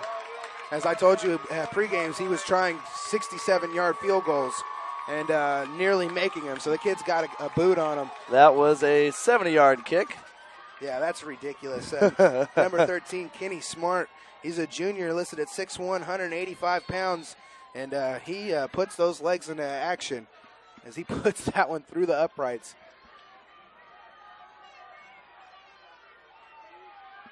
Here is a run now that's going to get stuffed by Central Catholic. Yeah, that was a run to the outside met by Loma, Munt, and Loya. All 3 of the Central Catholic Raiders taking down the ball carrier on that one, as that has been pretty much the tail of the run game for the Escalon, meeting these big defensive linemen and linebacker core for the Raiders, and not getting much, as that's a loss of 1 there, bringing up a 2nd and 11 with 7 minutes, 45 seconds to go here in the third quarter. Now, if you see the formation here, what they like to do is they've now got everybody in the box. And it's going to be a pass. Good throw. Not on target. It was a good play there. Intended receiver was number 83, Andrew Zavala. Yeah, Zavala was wide open, just unfortunately, well, maybe not wide open, but he definitely had a few steps on the defensive back. He had room, yeah. And unfortunately, the ball was placed just a little bit too high. Philip Kimball put a little bit too much mustard on that one. They definitely hope they have that one, or wish they had that one back, as he was open for a good gain there had he been able to complete that pass. 3rd and 11. 7:34 to go in the third quarter. Cougars trying to convert a 3rd and long to chip away at this 21-point deficit. And it is going to be a throw here.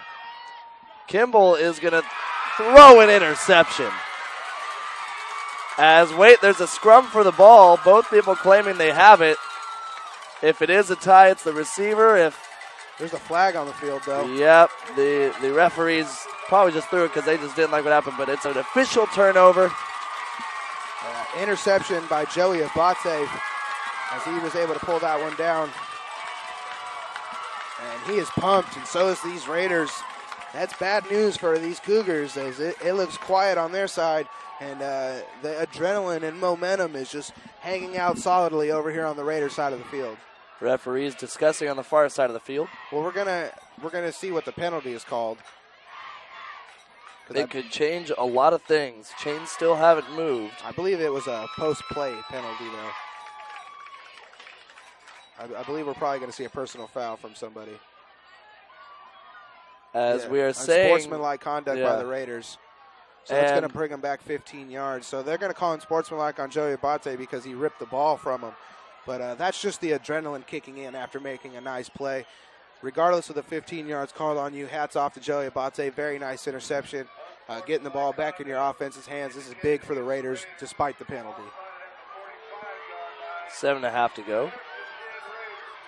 Escalon defense hoping to make a stop here as the clock is starting to become their biggest enemy. 7.5 minutes to go in the third. Yeah, always plenty of time in football, but 21-point deficit is tough in any case. It definitely doesn't help that this Central Catholic offense loves to run the ball almost every play. Here's a pitch to the left side. With room, still going. He's breaking through all the defenders, and he is going to go coast to coast. What a touchdown. I'm not going to overuse the Greg Papa, but touchdown Raiders on that one. Very nice play by Ray Vega as he takes about a 50-yard run for a touchdown. I told you at the start of the game, if that kid gets to the outside and gets a step, he's gone. That's one heck of a transfer for Central Catholic from Davis High School. Ray Vega came in, he's only played 7 games, now scored 21 touchdowns in 7 games. This kid is absolutely amazing, and he is a big part as to why Central Catholic is here. Another hats off to all the coaching staff for Central Catholic, as their whole school hosts a total of 350 kids. That is boys and girls, 350 total kids that go to the Central Catholic school, and they are here with a solid football program, and they are leading 38-10 with 7 minutes, 15 seconds to go in the third quarter of this Division IV sectional championships. 38-10. Central Catholic, Jason, as you said, is snowballing.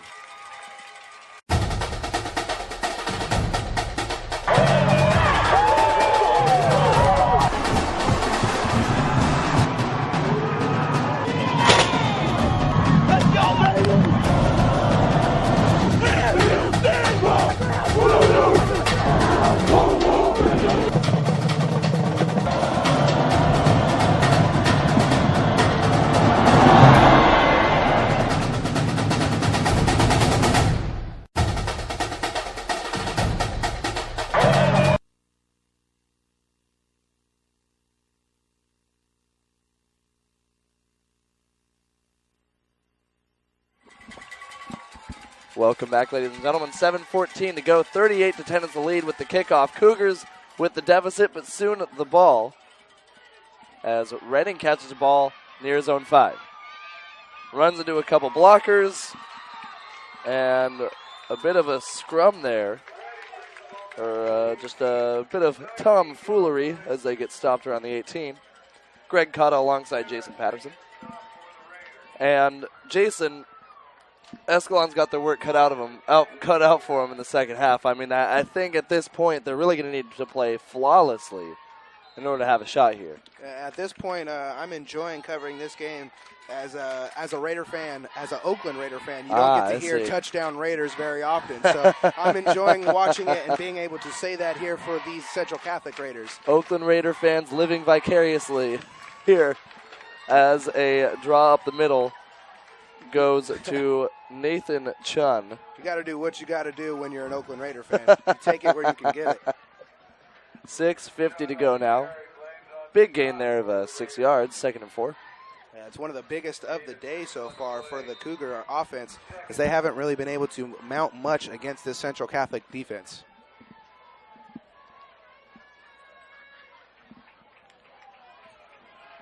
So here we are, as the Cougars like to run the ball. They're going to go with their fullback again, Chun this time, still moving.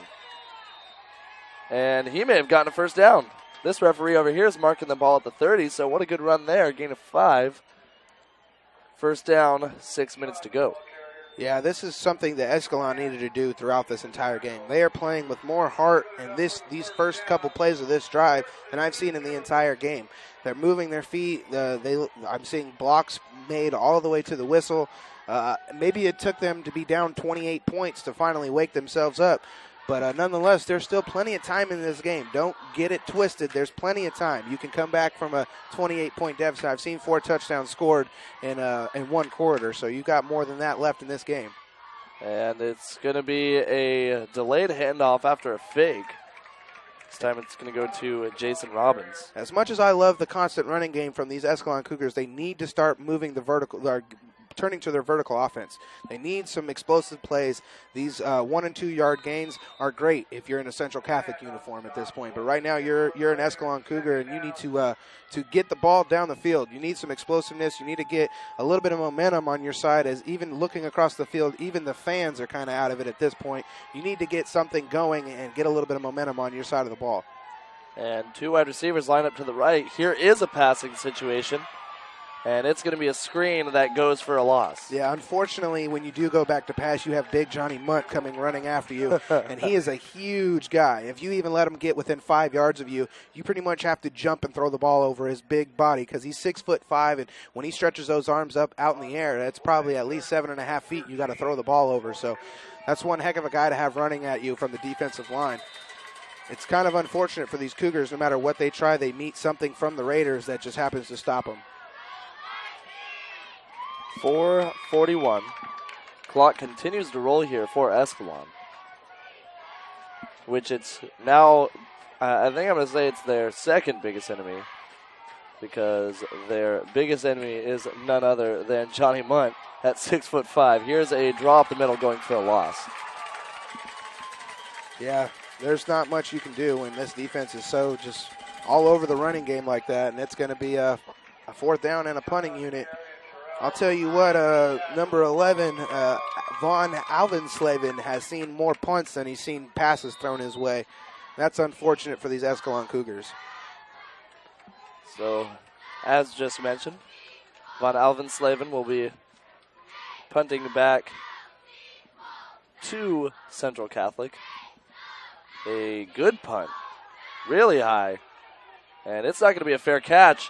This guy's returning. Here comes Nathan Loya. He may roll all the way to the 40-yard line. Looks like it's going to be the 42, 41. Yeah, as you've seen in the previous touchdown play from Central Catholic, Loya knows how to make some cuts, and that's why they got him back there returning punts. He's looking like Tim Brown for the old school Raiders, catching passes for touchdowns and still returning punts as well. But nonetheless, that kid's got some serious cuts on him, and he puts the ball into the Cougar territory for solid field position here to start this drive for the Raiders. 3:37 to go in the third quarter. 28-point lead for this offense that has been supremely dominant.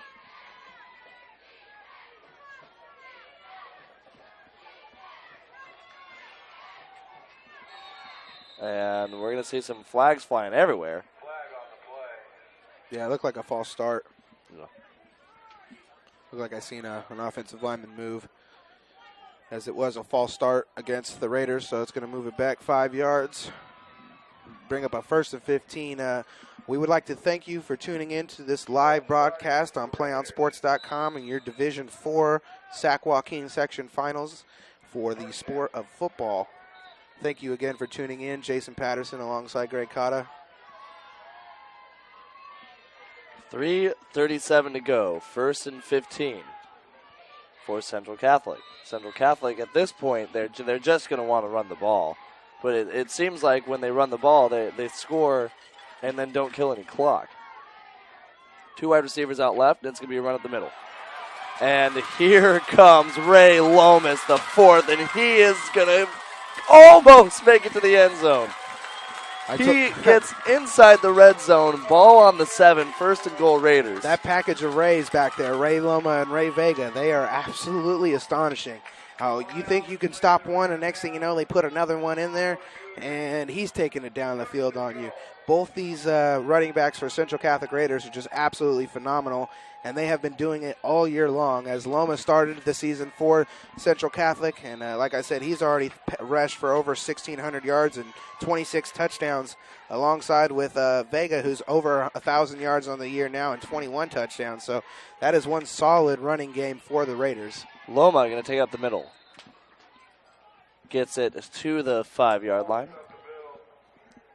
Yeah, I do want to point out a little thing for you Escalon fans watching at home.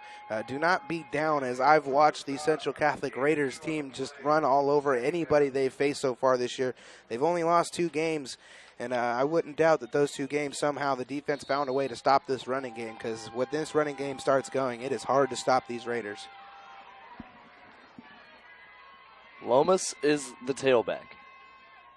And he's going to receive the pitch, follows his blockers all the way to pay dirt. That is another touchdown. Jason, we could be replaced by a recording. This running attack is so consistent, nothing is stopping them. Yeah, they've only punted the ball 1 time. Just going to throw that out there. Little stat for you. 44-10. And here comes the kicker for Central Catholic, Kenny Smart, to try to make it 45. Yeah, they are just putting on a clinic on how to run the ball. As the rain has stopped and the sun is starting to come back out again, it seems like it's coming out to shine on the Raiders at this point, as they are now up 45-10 with 2 minutes 38 seconds to go here in the 3rd quarter. So still a whole quarter to play, and yet they are up 35 points. Do you want to watch more of your school's great matchups like the game you're enjoying here tonight? Tell your school to sign up for the Play On Sports School Broadcast Program. The program allows schools to broadcast all their games and other activities on the web. For more information, go to playonsports.com/SBP. Also, don't forget to stay tuned for the playonsports.com postgame show, where we will select our player of the game, as well as wrap up all the action from this championship ball game. That's coming up following the game on your destination for high school sports, playonsports.com. So here comes Kenny Smart one more time, as he's gotten plenty of opportunity to kick the ball off, one time even sailing through the uprights. Showing off a powerful leg, back to return as usual, is Josh Redding. And there is still plenty of time in this game, despite the 35-point lead for Central Catholic.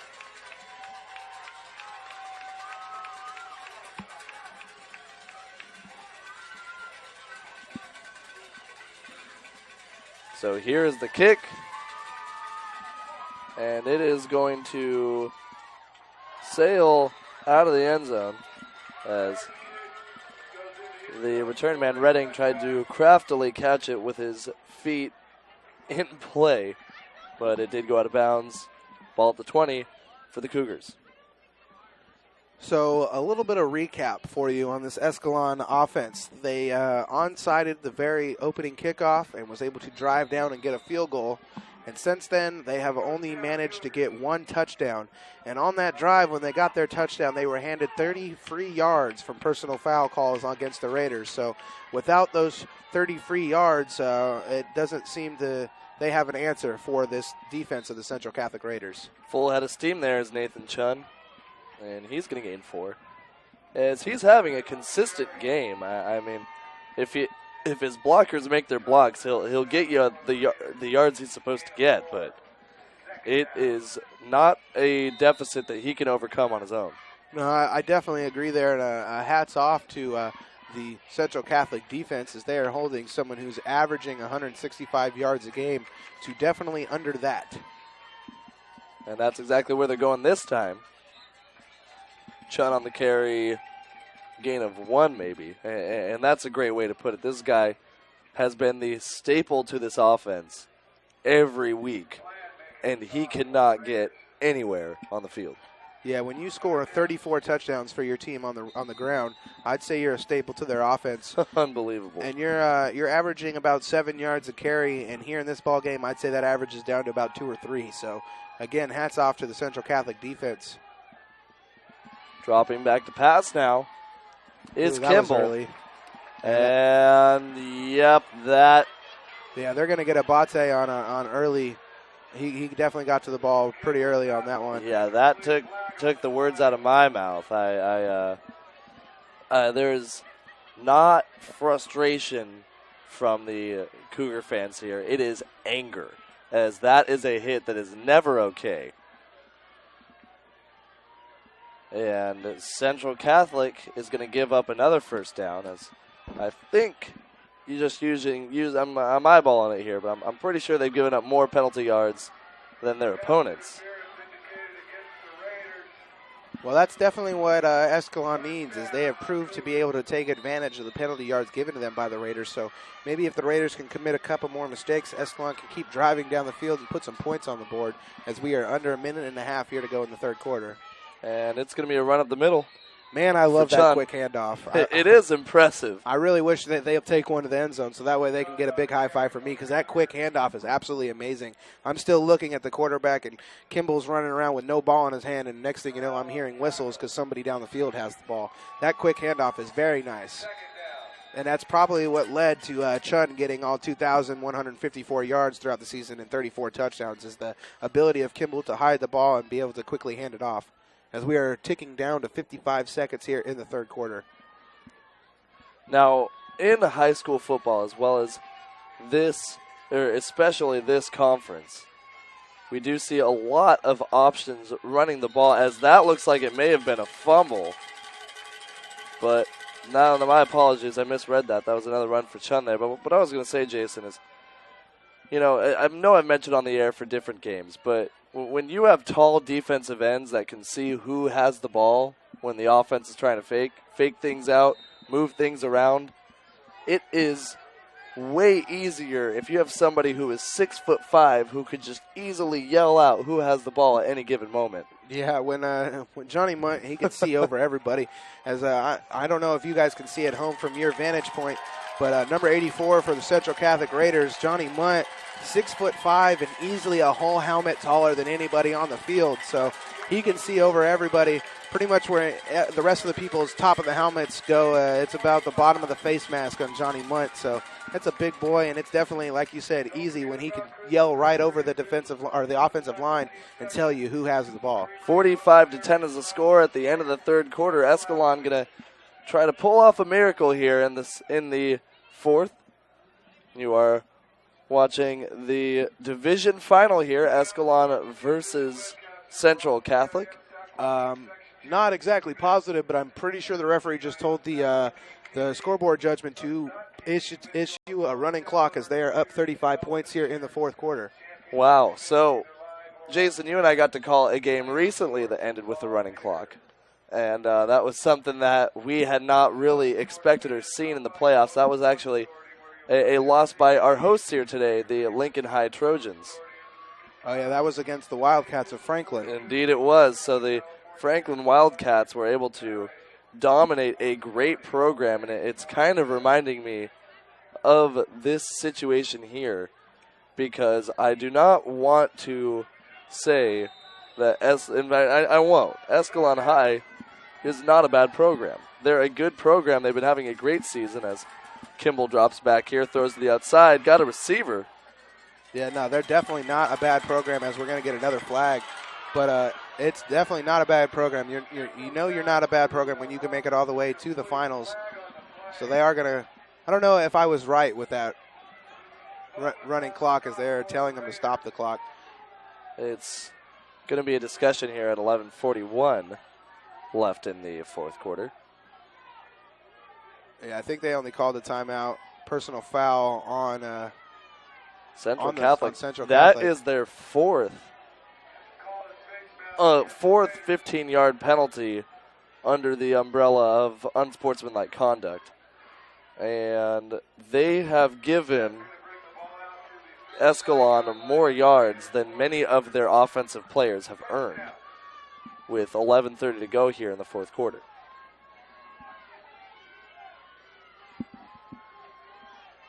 Drops back to pass. Kimball has his target, Von Alvinson. And he is going to push his way. He is absolutely laid out by number 38, Jared Rice, who I've said throughout this game, his name has been coming up often, and he just put a nice hit on Von Alvinslaven as he made an attempt to come across the middle and gain a couple extra yards. Jared Rice took it upon himself to make sure that didn't happen, as Von Alvinslaven is going to need to take a little bit of water break after that hit. And at this point, it's going to be 2nd and 5. And there is going to be a draw up the middle here. And just like that, Nathan Chun, ladies and gentlemen, is going to get stopped up the middle. 3rd down, half the chains to go. Yeah, this is not too many times. I'm going to say Escalon has maybe made it across the 50 3 to 4 times maybe total in this game. Now, let's see if they can't put this one in the end zone and try to get a little bit of some kind of happiness to this game, as you are never happy with this big of a – what a catch. Kimball is going to throw to the far sideline to our favorite name, Alec Von Alvinslaven. As much difficult as his name to pronounce, that catch was a lot more difficult. That was a beautiful one-handed catch by Von Alvinslaven there on the outside.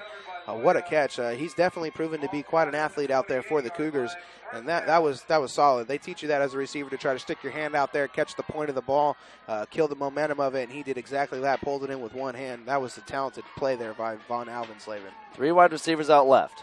Going to be a run up the middle. There's a big run. What we expected to see from Nathan Chun there. Good run. 2nd and short. Yeah, unfortunately for the Escalon Cougars, it takes the Central Catholic Raiders to commit a couple penalties before they actually get their drives moving, as this is probably their second best drive of the game, and it comes on a drive where they've received about 30 yards of penalty yards. Ball on the 20. Just kissing the red zone here. As it's it's a fumble. A fumble there by Chun. And we're going to have to wait from it.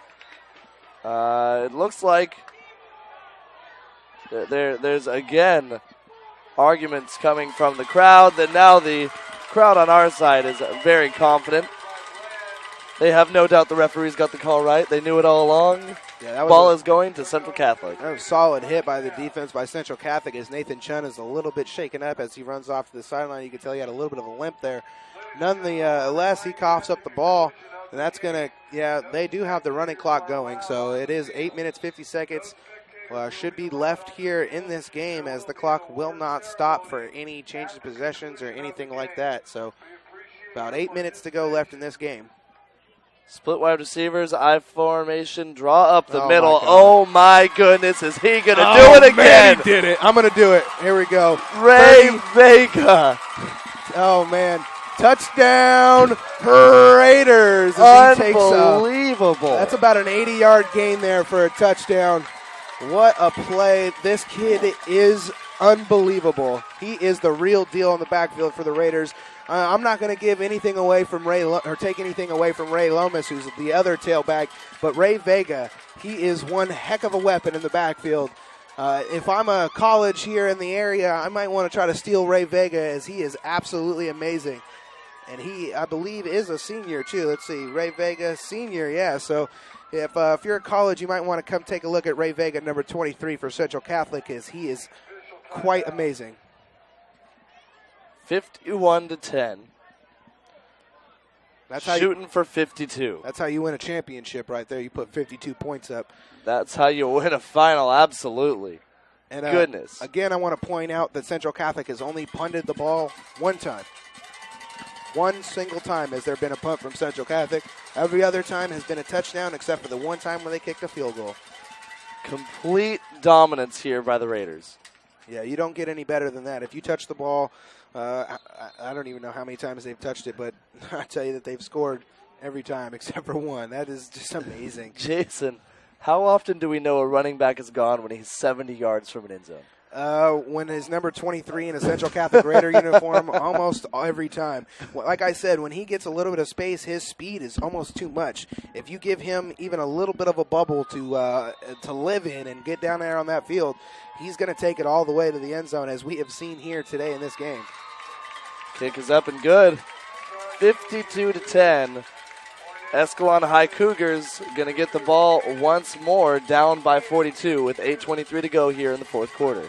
Play On Sports is on Facebook and Twitter, giving you news and information and links to great highlights. Follow us at Play On Sports on both Facebook and Twitter. You can also access thousands of live and on-demand games on YouTube at youtube.com/PlayOnNetwork. Excuse me. Keep up with all the high school action every week from your destination for high school sports, PlayOnSports.com. And we do want to thank our viewers out there for joining us here on PlayOnSports.com. So we are very happy to bring this Division IV final here in the Sac-Joaquin section. Yeah, as all the Escalon Cougar fans are starting to stop watching this feed, as I'm watching the numbers slowly drip down. So we would like to thank you guys for still tuning in here, as this is kind of a blowout, 52-10. Well, I guess I can eliminate the kind of out of that sentence, but yeah, it's a full-on blowout. However, you know, it is not a situation of discredit to Escalon, but credit to Central Catholic. Yeah, no discredit at all to Escalon, even though they did have. They probably could have done a little bit better on offense, but that is just another big hats off to the defense of Central Catholic, as we get another long boot from Smart there. He loves to kick those touchbacks. Yeah, you know, it's really something else to see the two best teams in the section come to this point.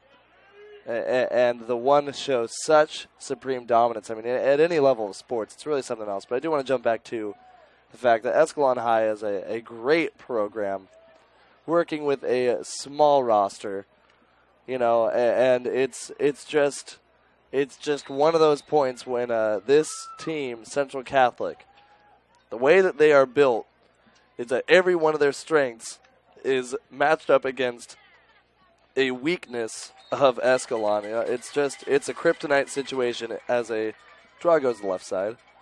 8 minutes to go, gain of maybe half a yard, 2nd and 10. And that brings us under 8 minutes here to go in this ball game as the running clock is commencing.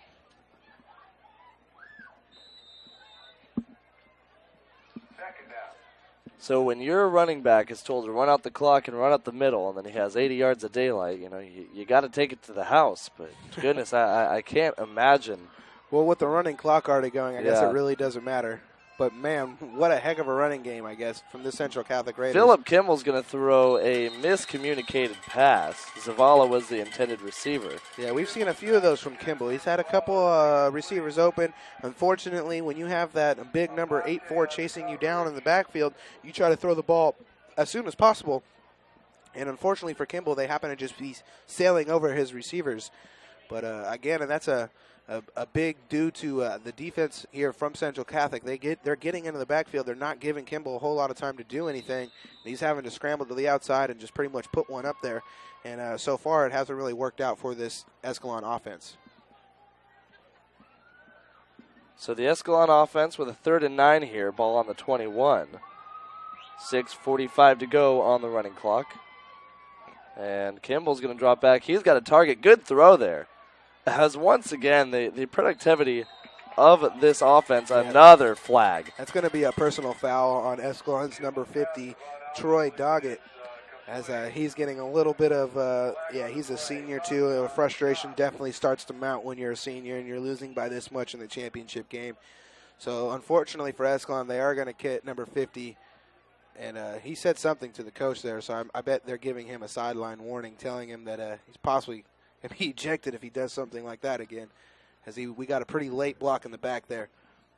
That's unfortunate. Yeah, we're getting a sideline warning to both the sidelines, telling them to keep it nice and calm as it's trying to be a classy game. I like this from the referees, trying to keep this under control before it gets out of control. So that potential first down is going to make it a 3rd and 24. Or no, my apologies. It's going to be Oh, so they are going to get the first down and then the penalty. So it's going to be 1st and 10 from further behind than where they started. Ball is on the 16-yard line, but a fresh set of downs. Yeah, I like that call there by the referees, though. Try to come tell the sidelines early. Let's not let this get out of control. These are all gentlemen out there on the field, so let's keep it that way. And that was that hole. quick handoff. That was a huge hole, too. You Yeah. could have drove a SUV through that hole. Very nice. Yeah, Nathan Chun there on the carry. Getting far more productivity here in his senior season. Again, we do want to congratulate Nathan Chun here on a phenomenal season. Yeah, phenomenal is an understatement. Anytime you can put up yards, over 2,000 yards and 34 touchdowns, that is just a phenomenal season indeed. So here is that quick handoff to Chun again. He's going to roll his way to the 30-yard line. First down. Clock continues to roll, now getting just past 5 minutes, 40 seconds. But a first down there for Escalon.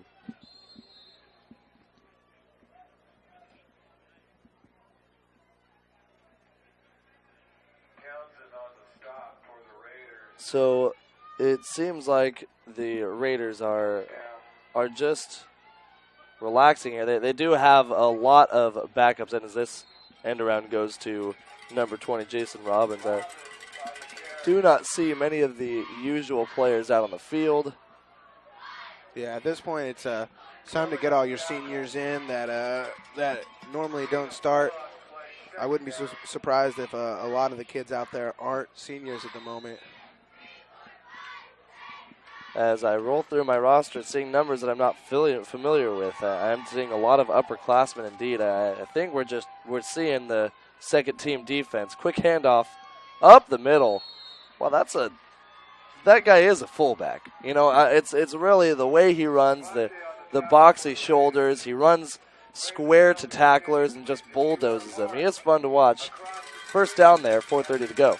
Yeah, he's definitely a force to be reckoned with in the backfield. Like I said, anytime you can touch the ball 300 times and take it 2,000 yards, you're doing pretty good out there. I mean, averaging 165 yards a game was Chun coming into this game. Has another pass and that might be a horse collar tackle. Yeah, I'm surprised if they don't. There it is.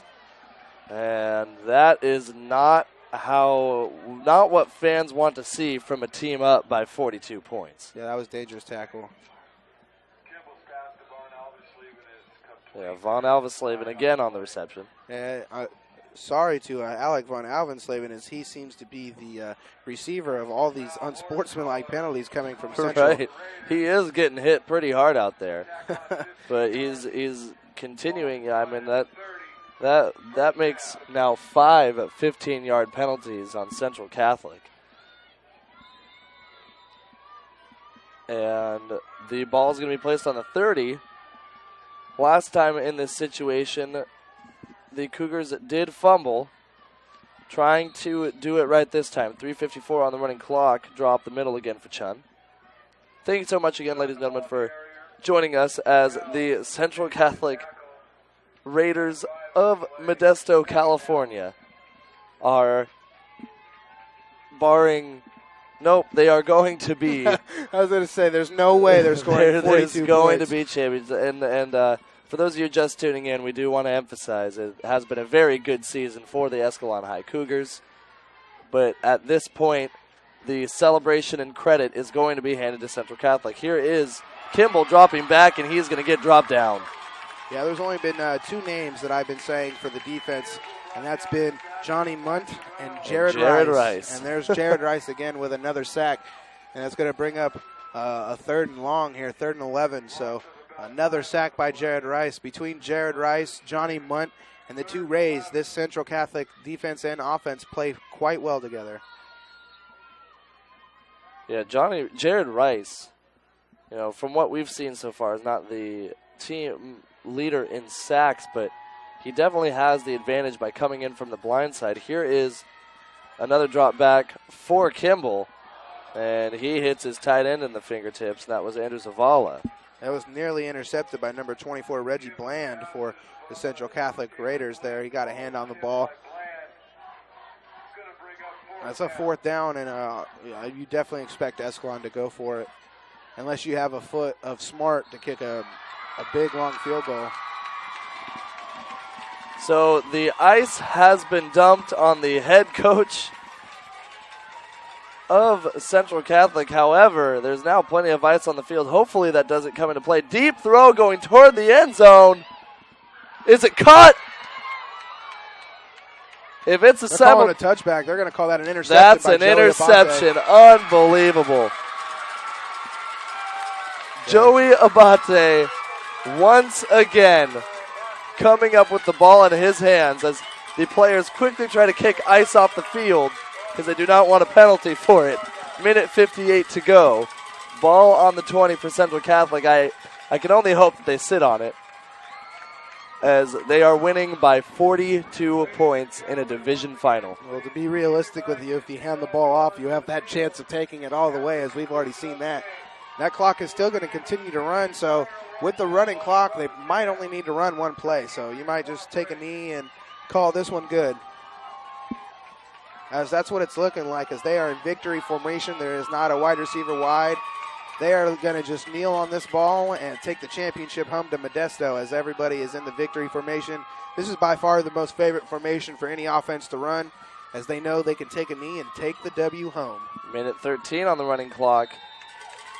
A slow knee is taken. I think they might need one more. I think so indeed. So they're one knee away from an overwhelming victory. Holy cow. For those of you who tune in at home, who are fans of Central Catholic High School, congratulations. Escalon High, I'm sorry. Today just isn't your day, and it's going to have to be next year if you want it. 52-10. Yeah, we're under 35 seconds here in the game. So this will be the last knee, and it'll be, that's it right there. There are your Division IV Sac-Joaquin section champions, the Central Catholic Raiders out of the Modesto, California. They win this game 52-10, as they only punted the ball one time and scored every other time they touched the ball. That is one way to get a championship. 7 touchdowns and a field goal for the Raiders, 1 touchdown and 1 field goal for the Cougars. This was a barn burner, ladies and gentlemen. This was complete dominance by Central Catholic. I am completely blown away. Everything that I saw, read, heard about Escalon High did not show that Central Catholic could have this much success. We're going to step aside for a bit. We're going to be back with a post-game show. Keep it right here. PlayOnSports.com, your home of high school sports. We can get a player up here. Oh, that's good stuff. All right, perfect. Prepare a Wiley Ballard graphic. Do you want me to start the stream? Start the stream. Camera 3. Beautiful. Oh, we're coming in on 1. For more information on how your school can join the Play On School broadcast program, go to playonsports.com/SBP.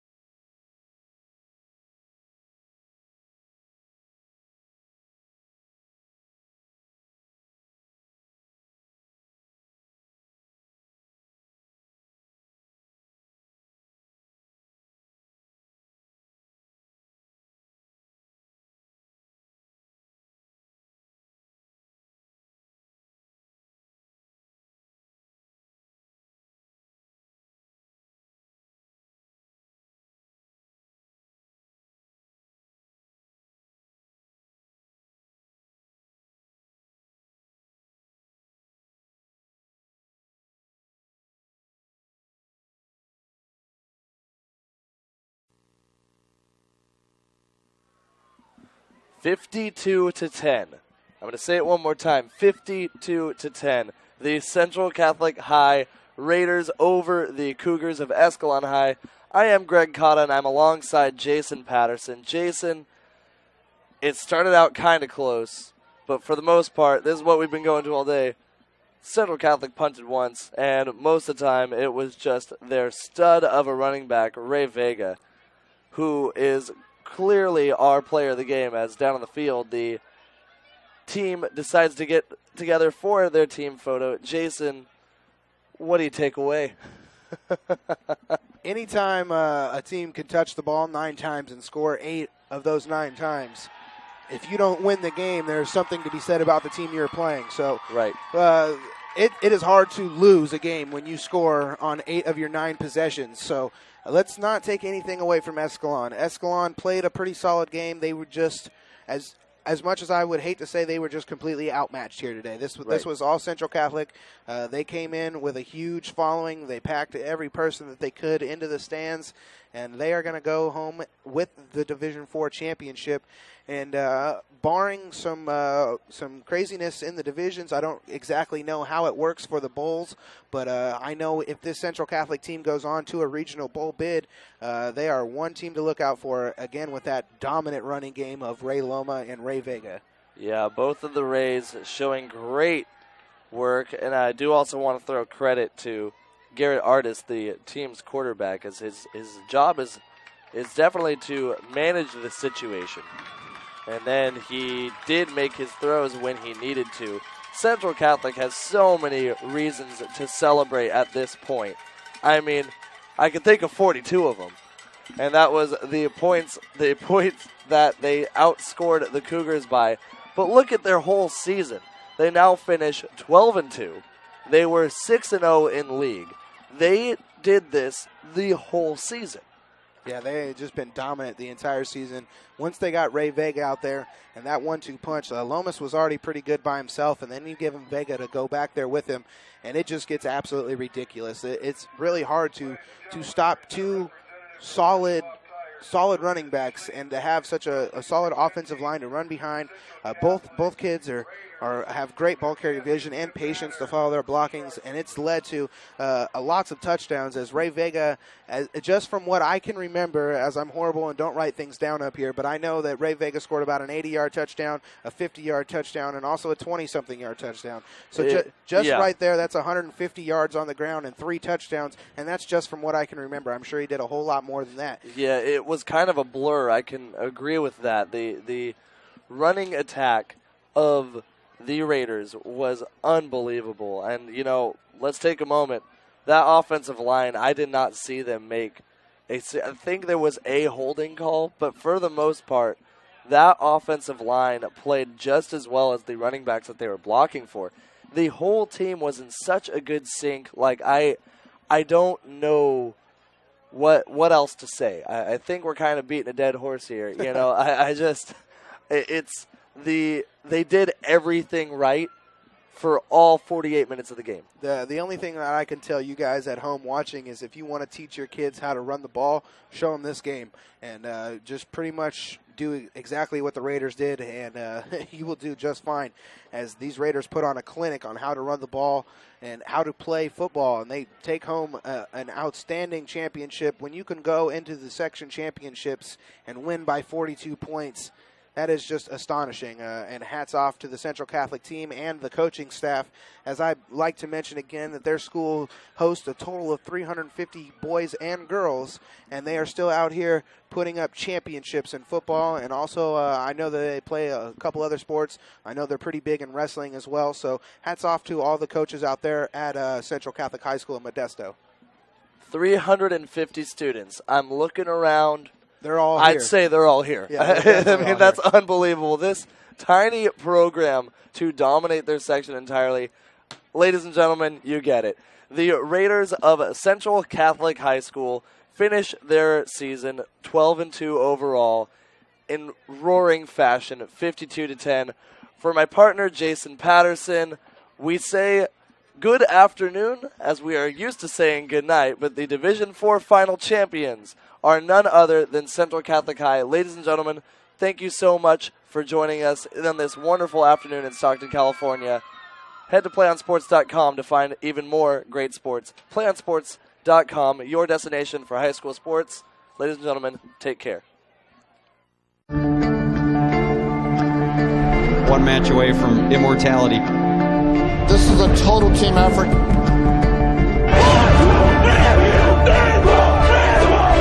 We're gonna come at you. One shot.